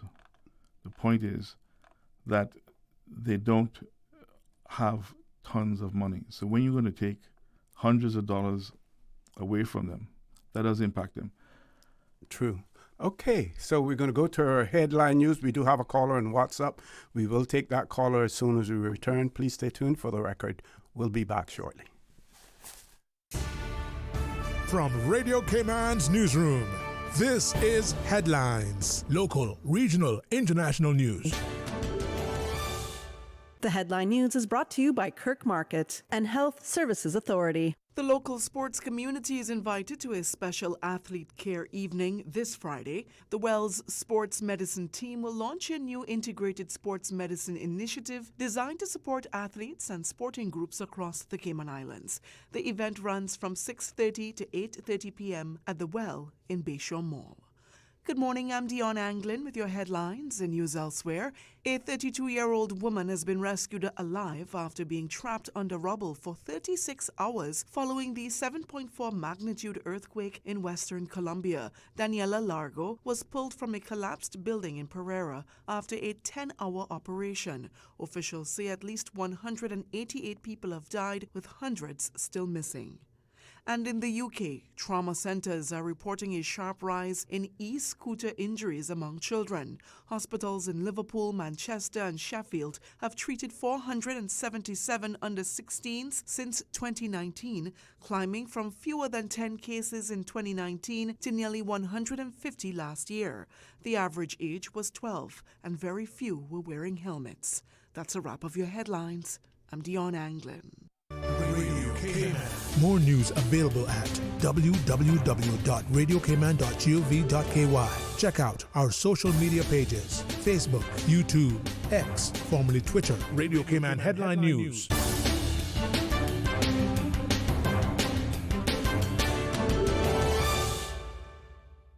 HSA's orthopedic clinic has relocated to the second floor of the Smith Road Medical Center. Our dedicated team of highly skilled orthopedic surgeons treat conditions ranging from spine to ankle injuries in adult and pediatric patients. We offer minimally invasive procedures from ligament reconstruction to hip and knee replacement. If you have experienced an injury due to sports or day-to-day activities, call 949-8600 and schedule an appointment with HSA's orthopedic clinic, now located at the Smith Road Medical Center. Looking for fresh, healthy food that's full of flavor? Then you've got to visit Kirk Market. Our dishes are made with fresh, high-quality ingredients. Enjoy vibrant mixed greens or satisfying pasta salads. Or try one of our delicious grill options like blackened chicken, spicy beef steak, or grilled salmon. Looking for something light and flavorful? We've got sushi rolls and poke bowls prepared daily. And don't forget to explore a hot bar or Billy Fresh salad at the salad bar. Stop by Kirk Market today for breakfast, lunch, or dinner and taste the difference. Eat well, live well with Kirk Market.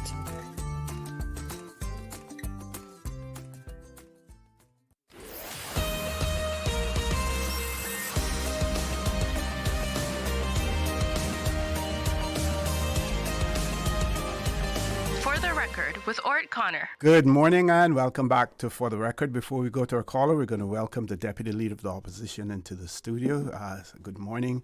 Welcome. I think this is the first time that we're having you back since the opening of the Scranton Park as well. Correct. Yes, Correct. A very good day. A very good day. It was a beautiful day, and it still is out there. So make sure you take the opportunity if you haven't already to go out there. Mr. Connor, it's a pleasure. Good morning to you, my colleague. Thanks. Roy. Good morning. Morning, sir. Miss Susan, good morning. And to our wonderful For the Record listeners and Radio Cayman listeners, good morning to you. Special welcome to the show. I'm sorry for my lateness. I had to do some things this morning, but I'm here now, and my colleague has been doing an amazing job dealing with some of the topics as I've been listening to him in my earpiece from this morning.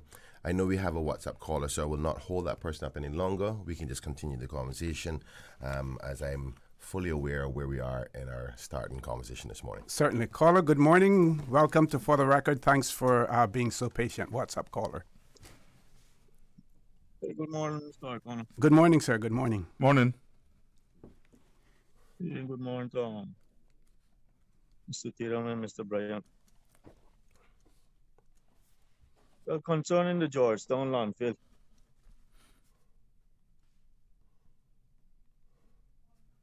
from 1985 up until 2025,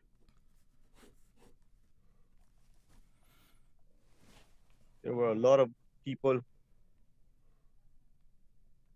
who were voted in to be a member of the Legislative Assembly and stayed as members of the Legislative Assembly for quite a while, and were members of the governments that were in charge during those 40 years.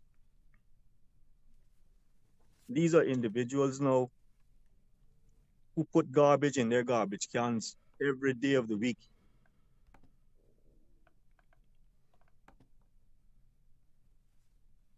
And for them, for over 40 years, to allow the garbage dump to get to where it is now, that there's nothing they can do about it besides cover it up. And by covering it up ain't helping it, that's making it worse, because they're covering up all those gases. It's just a matter of time before that becomes like a volcano. Because from what I've heard, they don't have enough vents in place in that garbage dump to get rid of the gases and the toxins. And by doing that, you all are putting these firemen's lives in danger, health-wise. They could lose their lives to fighting this garbage dump all the time, when they could be fighting other fires. And then the residents in those areas inhaling all these fumes, the cruise ship passengers seeing it from the Georgetown harbor. It's really and truly ridiculous that over 40 years, members of the Legislative Assembly let this garbage dump get to where it is, And I'm talking about individuals who claim to have been so intelligent, so smart, and love and care about the Caymanians and the Caymanian people so much that caused this to happen. But concerning the cost of living, Mr. Tatum, the motion that Mr. McTaggart brought to the floor of the House concerning the banks, and the motion that the leader of the opposition, Mr. Joseph Hugh, was speaking about concerning CUC at this time. What exactly are those motions?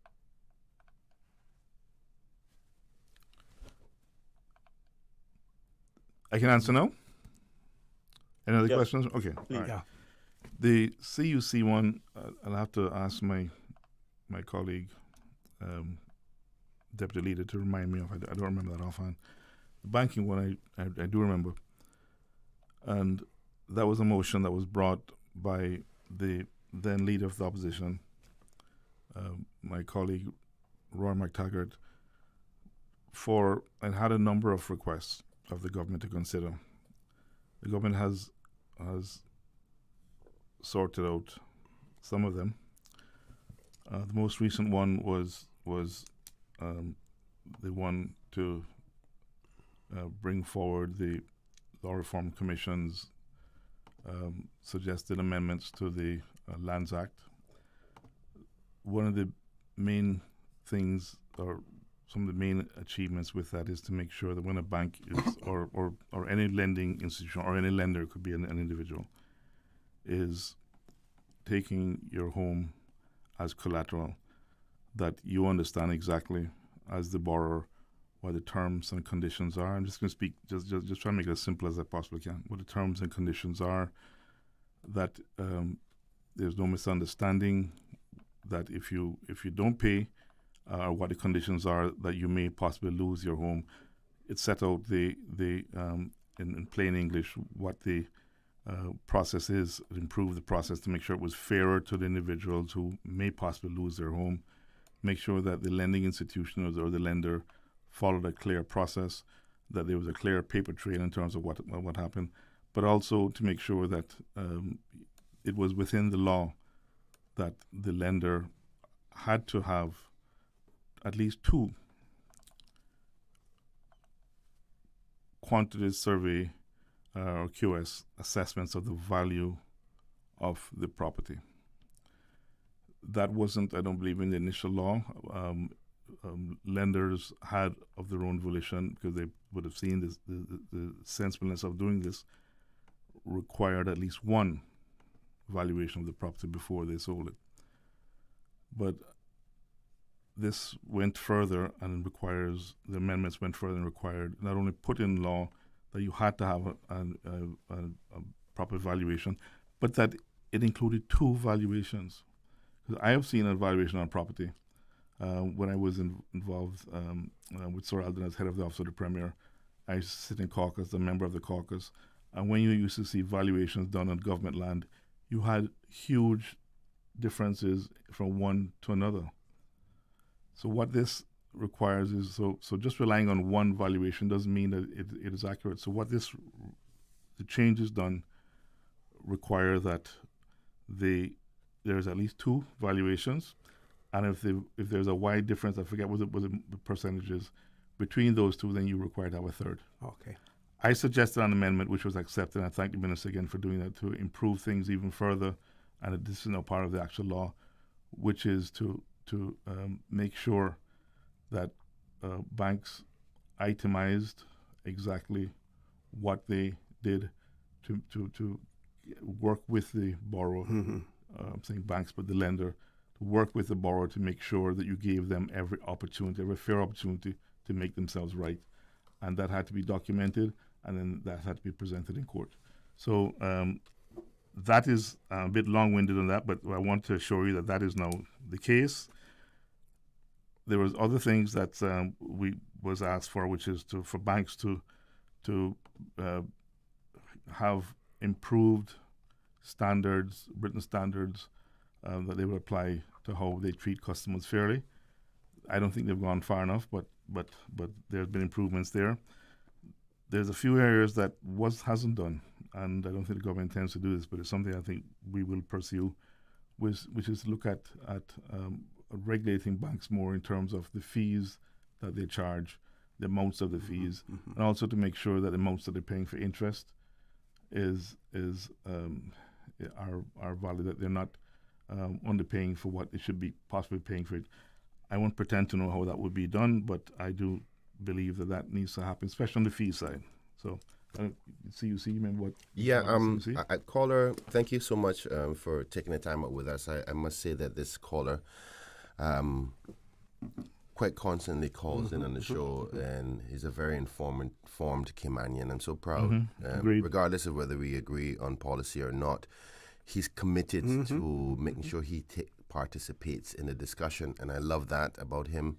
And I wish more Caymanians can do it just like him. But just to answer some of your questions, I can hear the frustration in your voice about the Georgetown landfill and the frustration of why it hasn't been fixed. And we're all at fault here for not having a solution, so I'm not going to run away from any level of responsibility.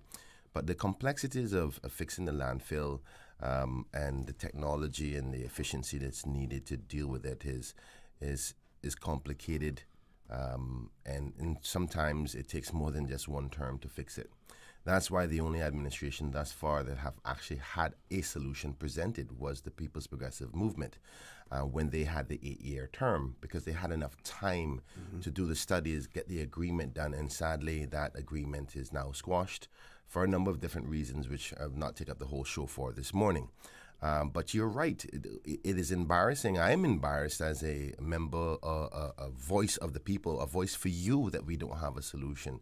But I think everybody in Parliament, regardless of what side of the Parliament we sit on, are committed to finding a solution. But everybody has their own ideas to do that. Naturally, we want to be environmentally friendly and do it in the right way. I don't think the numbers in our population justify the highway expense of what we're trying to do, and we can be more simpler. But I think the biggest solution to the problem is actually stopping the dump from getting any bigger.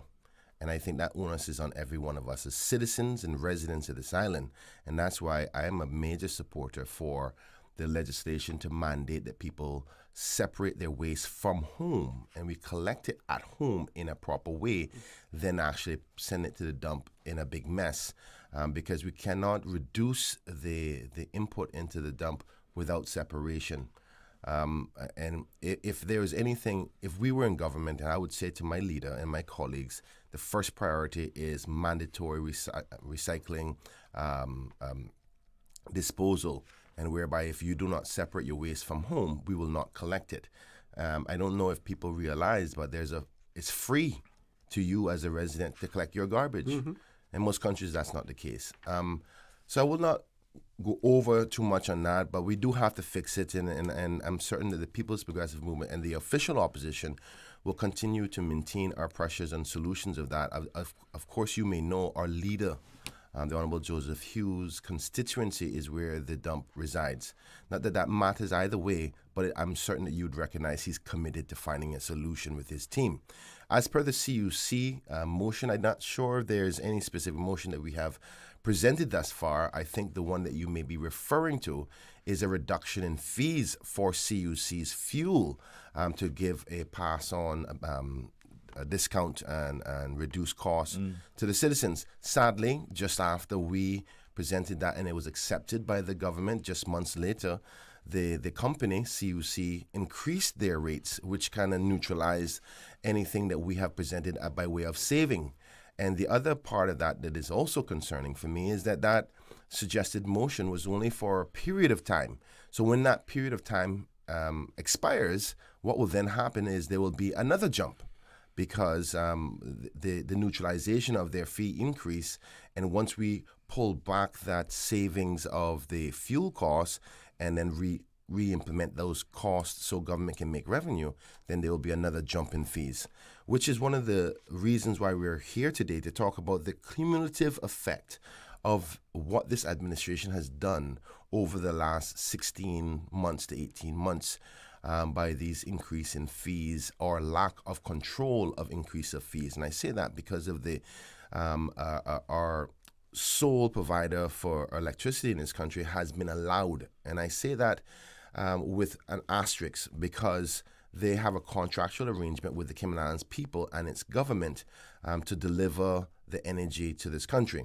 But it does have parameters around it, and there has to be an approval and an acceptance by OFREG, who regulates the energy providers and telecoms and so forth in the country, and water supply. For them to have allowed it, and I say that again with an asterisk, because I'm certain that there could have been a potential legal position of power to say this is not the right time to do that. And I have not heard, and we did a video, my leader and our team, we did a press release on it, and I've still yet to hear from the government and those responsible as to why they felt that they could not fight for the people to say, no, this is not the time, and silence. So just to answer the question of the caller, because I think he's still there, is there something that I missed in your question? Because I want to make sure I'm answering your question specifically, but if it is that I've answered it from a CUC perspective, we too share those concerns. I'm going to ask the caller to hold off on just responding to that so that we can take a commercial break. When we return, we'll continue the conversation. Folks, please stay tuned for the record. We'll be back shortly. Did you know that Doctors Hospital provides urgent care services 24 hours a day, 7 days a week? And Doctors Hospital's urgent care physicians have access to the most advanced MRI and CT imaging in the Caribbean, providing reliable diagnostics when you need it most. When you need quality urgent care for an illness or injury, Doctors Hospital is here for you 24/7. Whether it's a migraine, chest or abdominal pain, shortness of breath, broken bones, or another urgent need, Doctors Hospital at the top of Walker's Road. urgent care right now. Cineco's parametric insurance after hurricanes is now available for motor policies. Fixed automatic payouts cover incidental vehicle expenses like fuel, cleanup, and minor repairs. No claims, no damage required. $200 for comprehensive policies or $100 for third-party policies. Available exclusively through Cineco and included with all new motor insurance policies and upon renewal for current policies. Visit cineco.ky today. Cineco, keeping Cayman covered. On another place, but do on another story? From Pedro St. James and Fort George to John McLean Drive and Mission House, every corner of Cayman has a story to tell. Visit legendsbehindherlandmarks.ky, explore the interactive map, and discover the people, places, and moments that shape our islands. Learn something new. Visit somewhere new. Find out where we from. Start your journey today at legendsbehindherlandmarks.ky. Brought to you by the Ministry of Youth, Sports Culture and Heritage.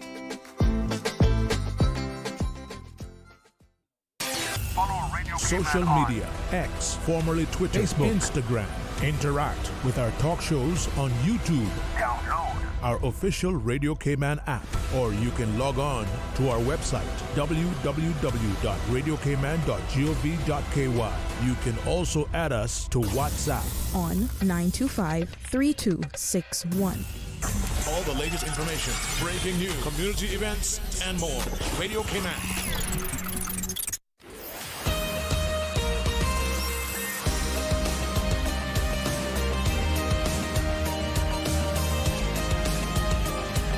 For the Record with Orrett Connor. Good morning. Welcome back to For the Record. Caller, the Deputy Leader of the Opposition, Mr. Bryan, wanted some clarification from you before we went to the commercial break. Can you provide that to him now? Okay, well, yeah. Concerning the landfill, first of all,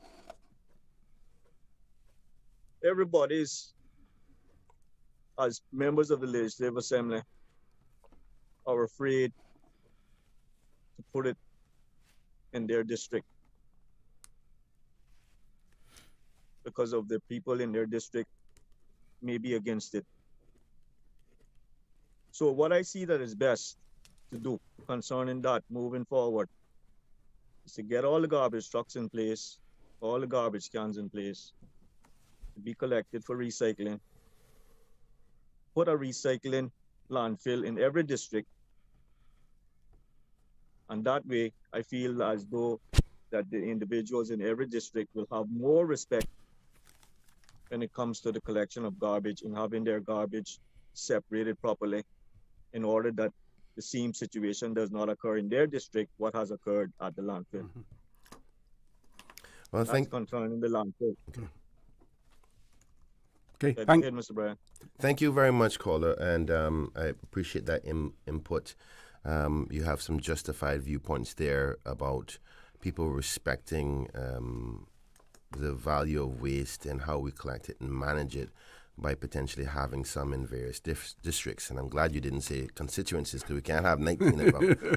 But you're a very valid point by saying having recycling locations in different districts, because a recycle location does not carry the same stench and stigma as a landfill. Because once you separate goods, so for example, if one area just dealt with the glass, you can have an area collecting glass for management that will have no stench and no stigma associated with it, while another one can deal with, say, vegetation debris from landscaping and so forth, which may have other concerns because it decays, but can be burnt or mulched easier.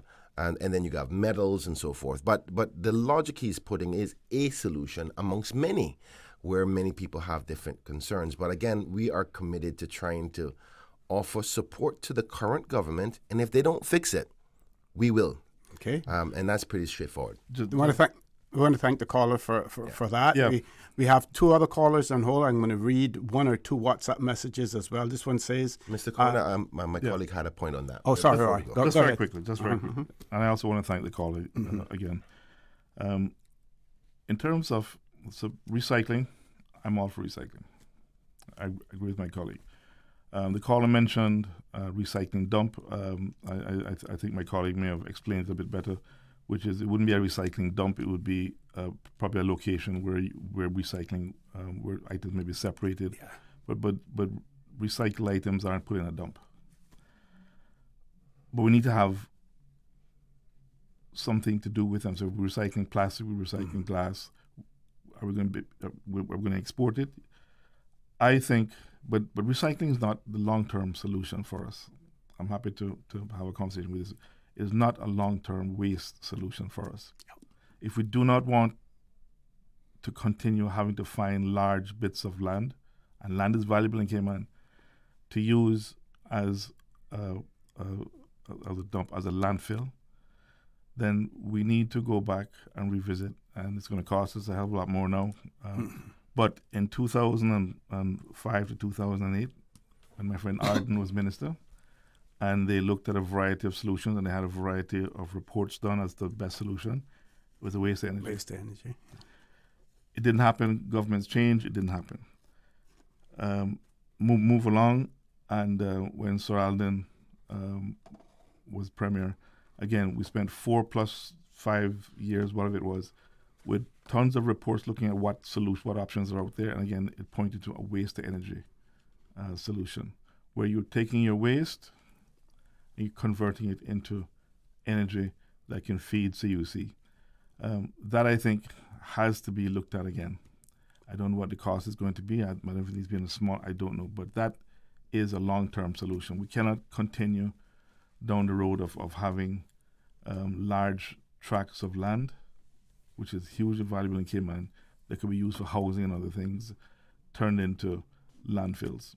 So I'll leave it there, but I just wanted to remind us that Arden looked at this, and the solution back then was a waste energy plant. It was looked at again, and it's a long-term solution for a small place like us with a waste energy plant. Bermuda has 1 or 2 waste energy plants. I'll leave it there, okay? I know you have some calls. Okay, this person says, bless good morning to you three gentlemen. Can one of you fair-minded men tell me how can us seniors live on $1,500 per month after giving your best service to government? Lord have mercy. God hear our cry. Thank you, gentlemen. And let's see if I can read one more before we go to our callers. I have to try to balance the calls with the WhatsApp message as well. The other one would be, this one is pretty long, but very quickly, Mr. Connor and Mr. Why you say Mr. Tibbetts? Making it brief and short, I really don't think that we as a dot on the map that we can do and make sacrifices for all the world any longer. Please let us for once consider our own Caymanians, honestly. We are having serious conversations and serious thoughts what our own Caymanians are going through. They have been turned down for honest employment, and a foreign national has been placed in that position. We're in a desperate situation, but remain peaceful while our families perish as well. So during the conversation, if you're going to address those, we're going to grab another caller. Caller, good morning. Welcome to For the Record. Morning. Good morning. Morning. Yeah, morning, fella. This Elvis, how are you doing? Not too bad, big brother. Good, Elvis. You all right? Yeah, man. Good now. All right. You is on the limb for the expatriates, Mr. Tatum. No, sir. I'm on the limb for fairness. I'm on the limb for doing the things that made us proud to be Caymanians. I'm on the limb, as I said, because we have Caymanians being impacted.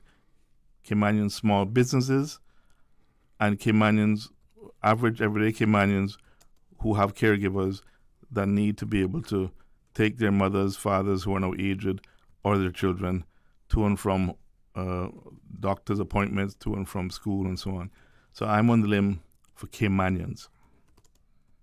Okay, good. Just let me talk for 2 minutes, and you can come and talk. Look here. I was wondering, right? This is from CBN, Cayman Black Nigger News. If the government had raised the price just 50% across the board for everybody, including the Caymanians, would you be swinging that limb so hard? Nope. It's because they're expats, and in the time you will be able to get their votes. And I heard you drawing reference. You didn't come out so clean, but I can see you around corners. When you was explaining that you and Caymanians have lived in another country, and the country you're talking about is Jamaica. That is where most of our expat employees is from.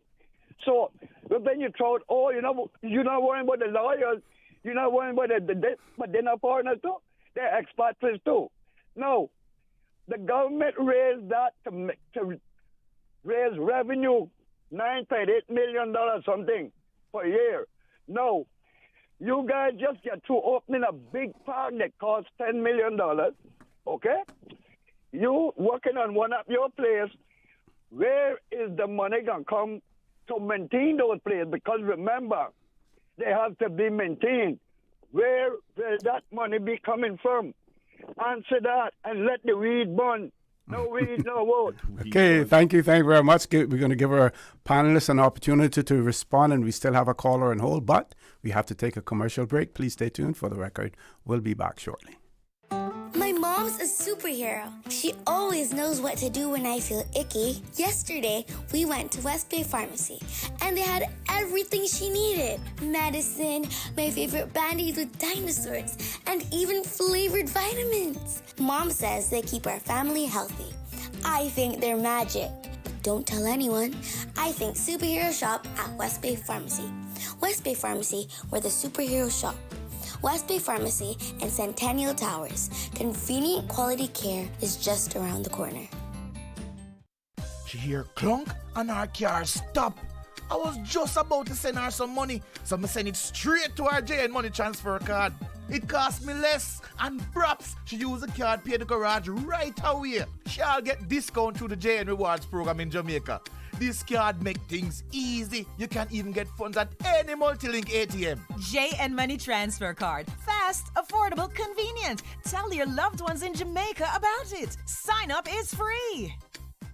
Take some advice from your Aunt Angie. Don't lie on your resume. Because if you say you've got trapeze experience, someone might shoot you out of a cannon and expect you to do a gymnast routine while flying through the air at 82 miles an hour. And just because you want to land on your feet doesn't mean you will. But if you're smart, you'll have CG medical insurance, so you get the best coverage for the price. Get the best coverage for the price. CG Brit-K. Good like that. All benefits are subject to policy provisions, including eligibility at the time of service.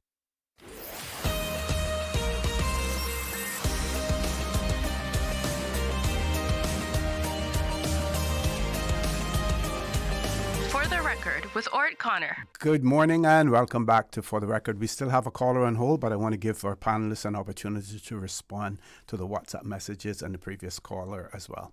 Thanks, Oki, and I thank Elvis for the call. So, in terms of Elvis's question, I didn't say I don't care about lawyers and accountants. Right?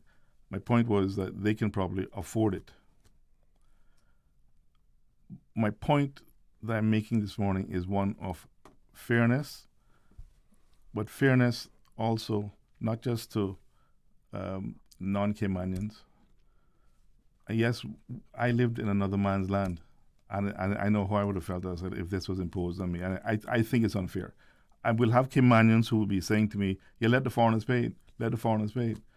But you know what? That is an easy thing. If we don't want foreigners here, there's another way to do that. But in terms of Elvis, the point he was making in terms of who I'm for, or if we should charge a flat 15%, I wouldn't have anything to say about it. He is wrong. because what we have said from the start during the whole budget was, let's make sure that whatever we're doing, we understand the impact of it, impact on individuals and families. If you are a person of means and this small amount don't mean anything to you, wonderful. But a lot of Caymanians are feeling the pinch and feeling the pressure. And I have to say, small businesses as well. We see small businesses closing. So my care is about my Caymanian people. I am concerned about fairness as well, but it's about Caymanian people, which is why I led with what I did when we were discussing it, about the impact on Caymanian families and small businesses. So I hope to assuage obviously concerns that I wouldn't have cared if it was a smaller amount across the board. I would have. Well, Mr. Cornell, I'm not going to be as gentle as my good colleague. I'm not here to play games about fighting for foreigners. The only people that can vote for me is Caymanians, right? So, I never want to get elected to fight for a work permit holder. You understand? I'm here to protect my people. But I don't know why people continue to play political games with this when it was straightforward and obvious that we said the trickle-down effect of these fees and what it will do to homeowners, caretakers, businesses.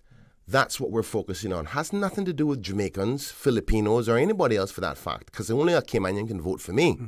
So let's stop playing the games. And I am really frustrated with the nonsense about it, because we are saying we do not think this is smart, because you keep on saying this will not impact Caymanians, and that's not what the economics say.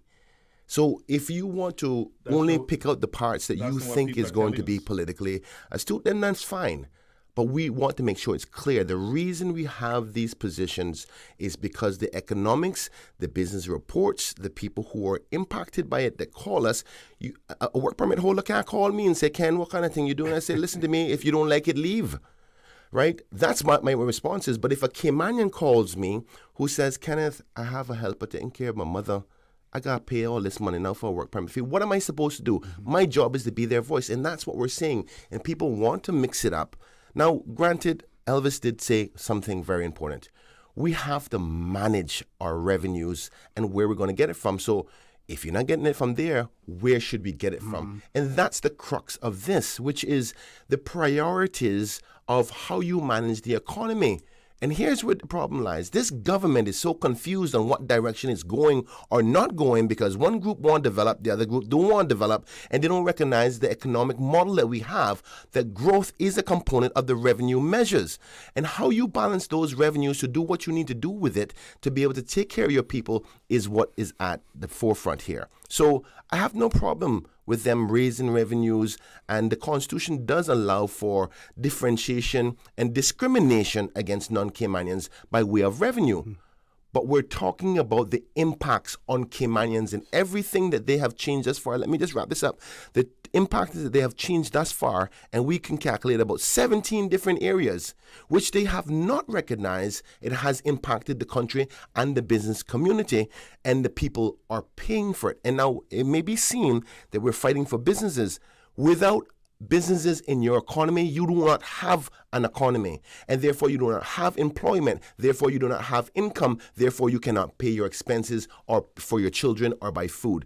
So let's look at it from an economics perspective, not personalities, because I can promise you all 19 members look for voters. This is a numbers game, and every one of us want to get reelected. So we're not looking at it for foreigners because they can't vote for us. I'll wrap it up there. But don't we think that this all of this and several, the majority, if not all, of the WhatsApp messages that I've received, and I haven't had the opportunity, and I probably won't, to read all of them, but the consensus is that they support the fees. And the refrain is that we Caymanians, so it's the them and us situation.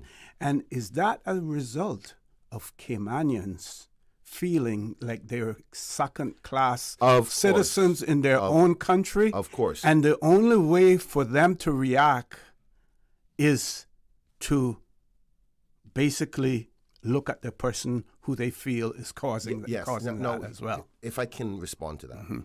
You are 100% right. I understand the feeling, but I am a leader. I have to lead this country. I'm not here to just only go on feelings. Now, granted, I am pretty upset with a lot of foreigners who've come here and taken advantage of my people. But I also understand the model of my economy and what makes us successful. So I got to put my feelings aside and look at the issue and say, okay, yes, these people, some people who are foreigners have impacted Cayman Islands in a negative way for some other reason, but not all foreigners. Not all foreigners. So let's recognize that. Second point is, does this fee genuinely only impact foreigners? And the answer is no. So I'm not talking about it from a foreigner's perspective. I am saying to you, government, if you believe that you can 1,000% be sure that this will not trickle down back to a Caymanian homeowner, business owner, then fine. I'm okay with that because you're right. We get to dictate the value of why you live in the Cayman Islands, and they have not been able to do that because people call us, and the chamber who represents practically 80% of the businesses in this country have come out categorically and said, I'm sorry, I understand where you're coming from, but this will impact us. So I don't know how you're going to twist that into saying it's about us and them. But they've always, everyone is saying it's impacting us, but they haven't provided any data in terms of how it will. We still have about 3 callers. I know we want to come to you, Mr. Roy, but let's grab another caller because they've been waiting for a while. Caller, good morning. Welcome to For the Record. Please try to be as brief as possible. I know on our end we're not being that brief, but, we're running out of time. You know how long I've been calling? I should have gone to the commercial now. Give me more chance. No. Not how come up and then try to run this show. Listen now. To finish up on my conversation this morning, the reason why but good morning to the deputy and good morning to the MP, Tatum. Morning, sir. Good morning, Gree. Yeah. The reason we posted pictures in the paper for status and PR back in the day was so the public could have if they had an opinion about the individual. Not gonna do it law. An opinion if he run over me one time before, something like that. That's the reason that was in the papers. Another thing, Mr. Tatum, we might have went overseas to work, but we were at our best behavior, and we left with nothing, and we came back with a little bit. And none of us that I know went and worked hard, came back as a millionaire. But I know of people that come here with nothing and no millionaires. So let's put that aside, okay? You're always subsidizing, supplementary. People come into for supplementary, $14 and $15 million. Where that money got come from? $360 million was sent out of this jurisdiction last year. Sound like they're struggling? Don't sound like they're struggling to me. This is the safest. I always hear people, and I like to throw out there that this is the best place to live in the world. If you want Mercedes, you can't get Toyota, Mercedes-Benz with Toyota money, my friend. If you want to live in this jurisdiction, you need to pay to play, okay? How come every soul that jump off the plane on minimum wages can go and buy a car? Where that money coming from? And I hear them complaining about that. So those fees you have to pay. I also had a fee that I mentioned in this show, $500 for a work permit person before they can get their work permit, stamp their passport for the beautiful beaches that some of them never seen in their life, for throwing the garbage down. That every morning when I run on the beach, the guys are there cleaning up for the volleyball lights. They turn on, leave them on all night. The basketball, the football, all those kind of things. That costs money, Mr. Tatum. That costs money. Okay, so let me say this, Graham. Okay, all right. Yes, it costs money. The point I made, I will continue to make. I will continue because I believe it. Is that what I'm hearing from you, right? What I'm hearing from you, and this might not be the politically expedient way to go about and say this, but what I'm hearing from you is concern about the numbers of expatriates who are here, and I know that is a valid concern from Caymanians. But you don't fix that problem. You don't fix that problem by making it more expensive for the people who can't afford it. You don't fix that problem by making small businesses like the ones who spoke to me, some within my constituency. The gardener who comes, Caymanian gardener who comes and cleans my property. He has one individual now. He used to have more. But the point I'm getting at is that he will have to pay for the driver's license fees for this individual. We're talking about impacting Caymanians. The people within my constituency who call me to say, Roy, as the deputy leader just mentioned, the work permit fees have gone up. I'm going to have to pay these other fees. I'm struggling. This is yet another impact on them. And I do believe, despite what my fellow Caymanians may say to me, that there is a fairness issue as well. Because most of the people who come, I hear about people behavior. Majority of people who come here from someplace else, they behave themselves, they go to church, and yes, they send money home for their families. But again, this might not be the politically expedient thing to say, but I am of the firm belief that we cannot be using the average everyday people who come here, who help us to run this place, take care of our children, teach our kids in school, that we're going to find whips for their backs because they come from someplace else. I'm not trying to be politically expedient, politically correct, whatever the right term is. But I feel very strongly as a Caymanian that we need to do what Caymanians have always done, which is to be fair, and I don't think we're being fair. Mm-hmm. So I won't belabor the point anymore, but I'm happy to agree to disagree with you. Very quickly with Lord Graham, very quickly. Yeah, it's too much. Sorry, it's too much free for all here. People come here and live a very, very, very good life, and that can stay right here and pay my bills right back home without any problem. We need to charge the fees, because what about when they came on Airways and everybody looking supplementary? Where that money got come from?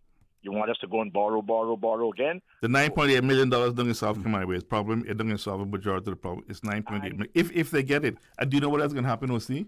Is that a lot of people, sorry to talk with, but a lot of people won't pay the fee. We're going to have more people driving illegally on these streets, and God forbid if one of them run into me and they can't afford to pay my vehicle or pay my hospital fees, bills if I'm in the hospital. So, and those fees, that's the impact. That's the impact of it. Okay. What about the fee? They're not paying those fees. You say those little fees. What about the fees that those people pay that get status and things granted to them that they go PR with the right to work? Yes, yeah. How about that? Mm-hmm. We aren't talking about Lord Graham. They're taking us for granted. Yep. Put the fee on. Thank you very much, Lord Graham. We're going to go to a commercial break. How many callers do we have? Two.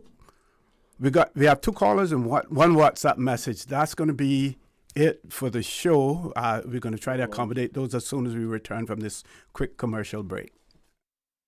My mom's a superhero. She always knows what to do when I feel icky. Yesterday, we went to West Bay Pharmacy, and they had everything she needed. Medicine, my favorite Band-Aid with dinosaurs, and even flavored vitamins. Mom says they keep our family healthy. I think they're magic. Don't tell anyone. I think superhero shop at West Bay Pharmacy. West Bay Pharmacy, where the superheroes shop. West Bay Pharmacy and Centennial Towers. Convenient quality care is just around the corner. Looking for fresh, healthy food that's full of flavor? Then you've got to visit Kirk Market. Our dishes are made with fresh, high-quality ingredients. Enjoy vibrant mixed greens or satisfying pasta salads. Or try one of our delicious grill options like blackened chicken, spicy beef steak, or grilled salmon. Looking for something light and flavorful? We've got sushi rolls and poke bowls prepared daily. And don't forget to explore a hot bar or Billy Fresh salad at the salad bar. Stop by Kirk Market today for breakfast, lunch, or dinner and taste the difference. Eat well, live well with Kirk Market.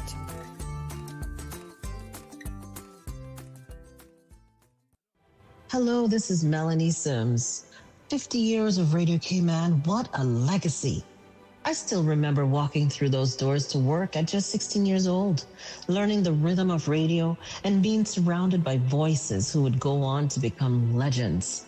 Heartfelt thanks to Mr. Loxley Banks for believing in me and giving me my very first start. Radio Cayman, you were more than a station. You were a beginning, and for that, I will always be grateful. Happy 50th anniversary.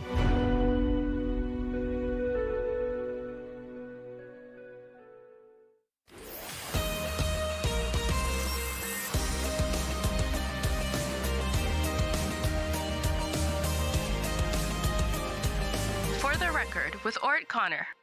Good morning. Welcome back to For the Record. We have 10 minutes to go, so I'm going to ask you all to let the math now. Let's do the math. We have 2 callers and 1 WhatsApp message in 9 minutes, and then we have to do, and then we have to give our guests an opportunity for some closing comments. So the 2 callers, we're going to ask you to please be as brief as possible. Let's grab the first caller. Caller, good morning. Welcome to For the Record. That's on the landline. Good morning. Good morning. Good morning. Good morning. Go right ahead, sir. Mr. Ochi, it's me. Yeah. And you can dispense with the formalities and just go right into the discussion. Go right ahead. Okay. Quickly. I completely agree with the previous callers talking about our landfill site. 40 years or more. It's getting a little too long, and past government should be ashamed of themselves for not having addressed it.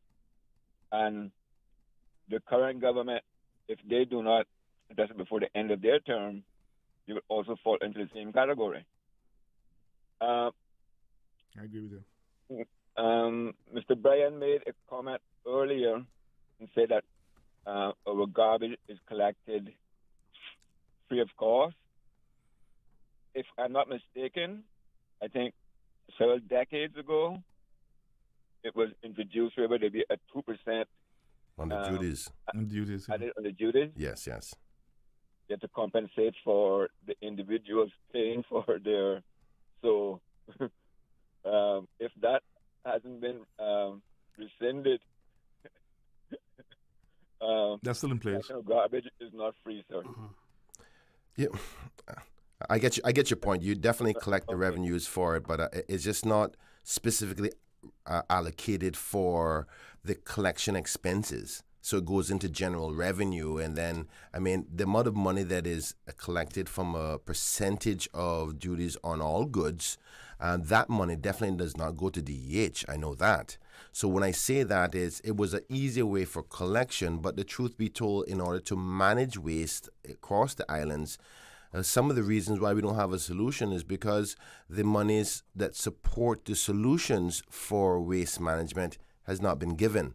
And that's just my personal opinion, not anybody else's opinion. So that's why I say it is perceived to be free, because people are not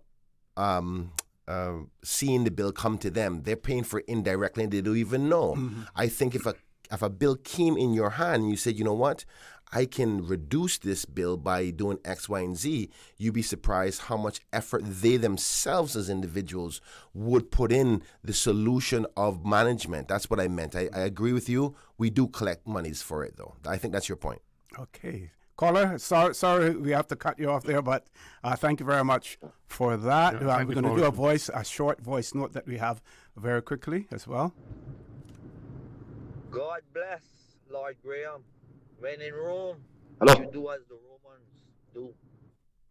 Okay.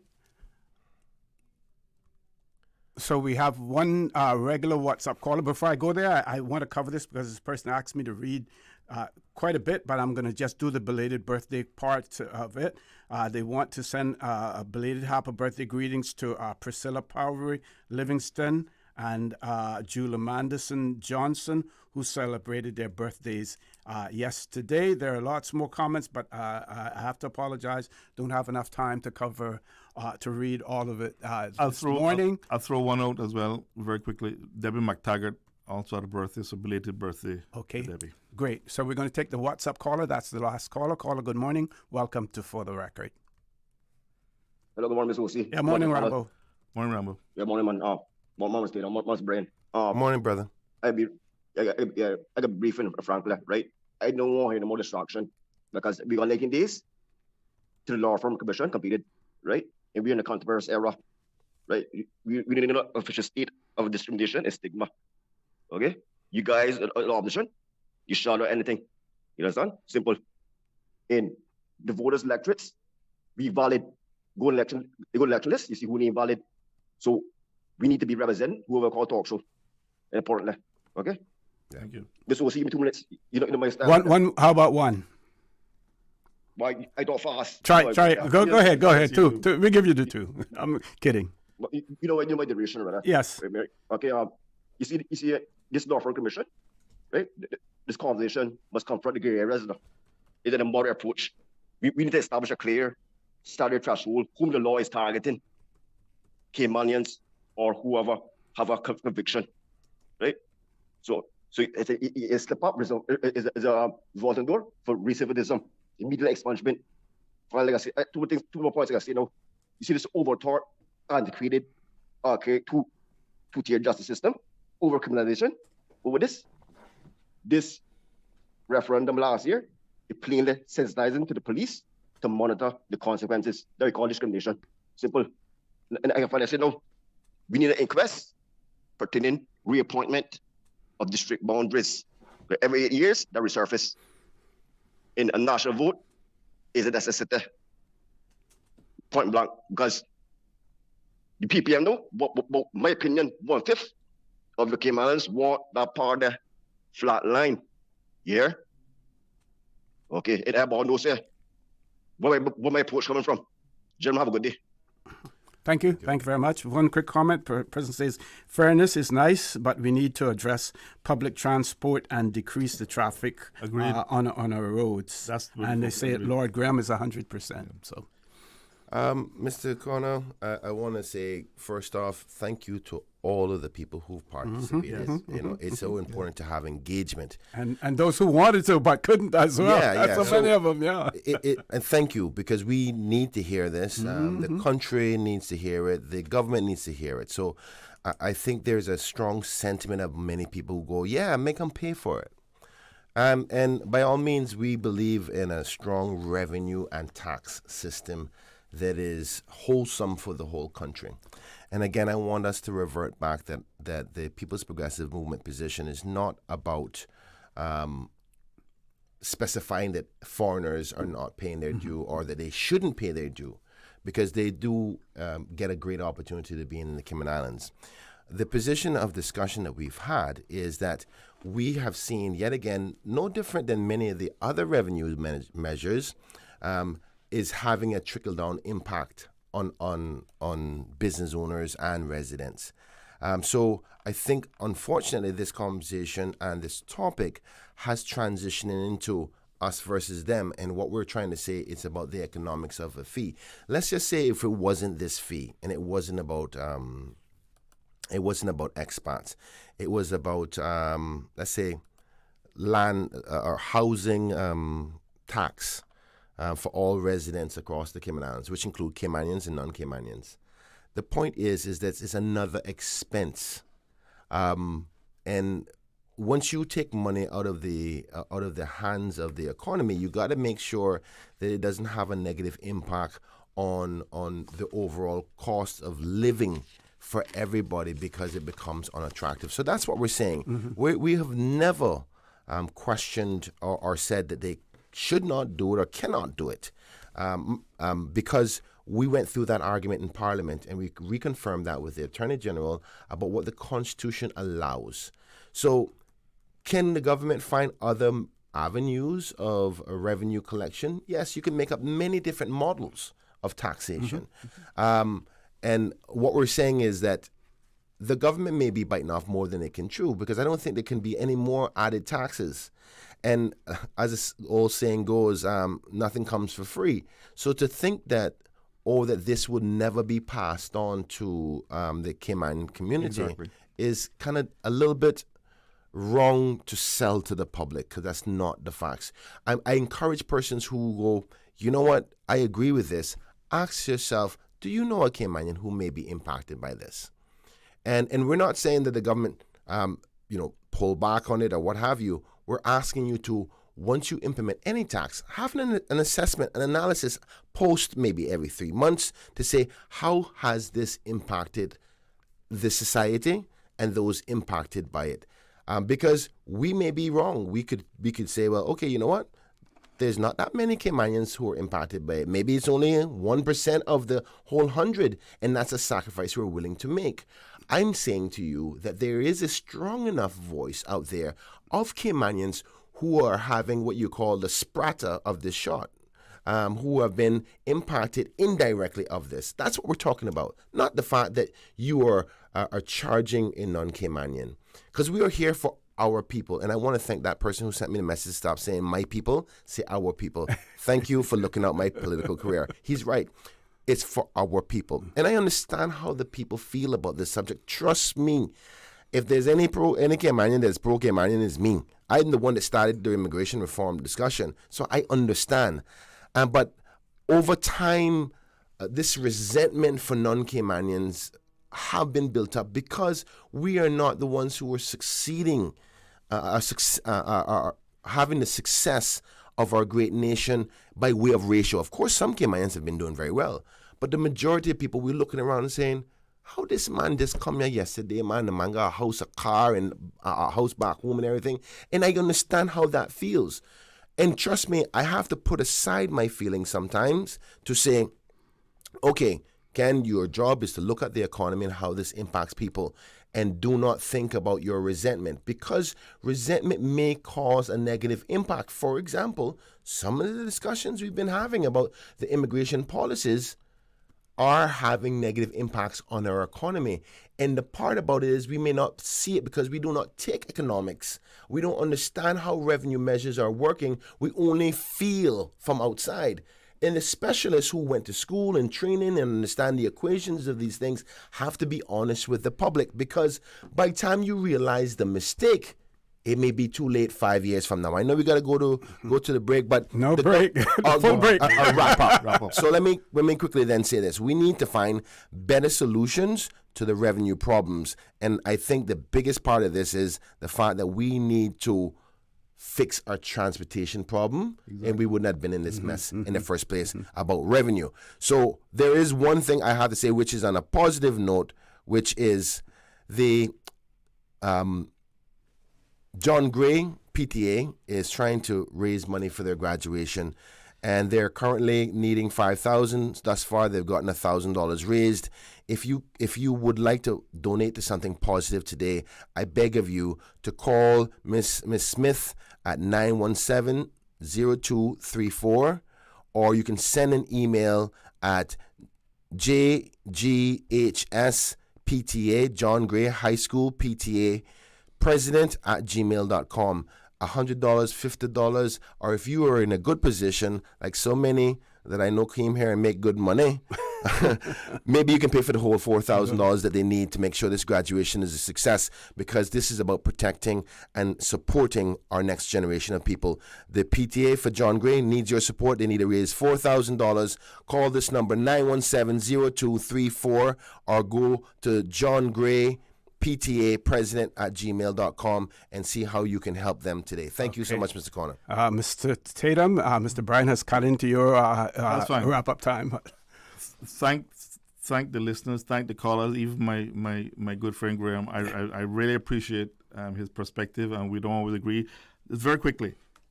Someone that everybody in this room knows, a small business person said, have to agree with you on the driver's license issue, and you're absolutely correct. Small businesses are dying. Government needs money, then stop. He mentioned a variety of things that is costing business. So I'll leave it there. Okay, and one of our listeners, they did send stuff in about the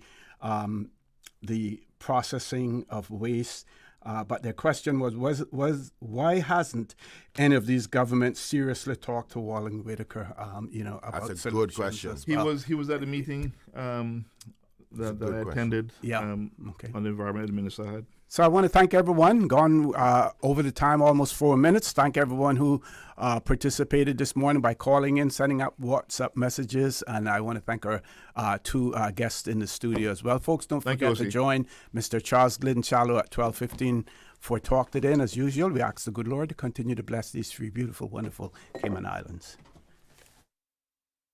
For the Record, proudly brought to you by Doctors Hospital. Peace of mind is important when life happens. Doctors Hospital, always there for you. Call 949-6066. Kirk Market. Experience a world of choice. JN Money, from abroad to Yad. And Cineco, keeping Cayman covered. Information, entertainment, inspiration. Covering Grand Cayman, Little Cayman, Cayman Bragg. Since 1976.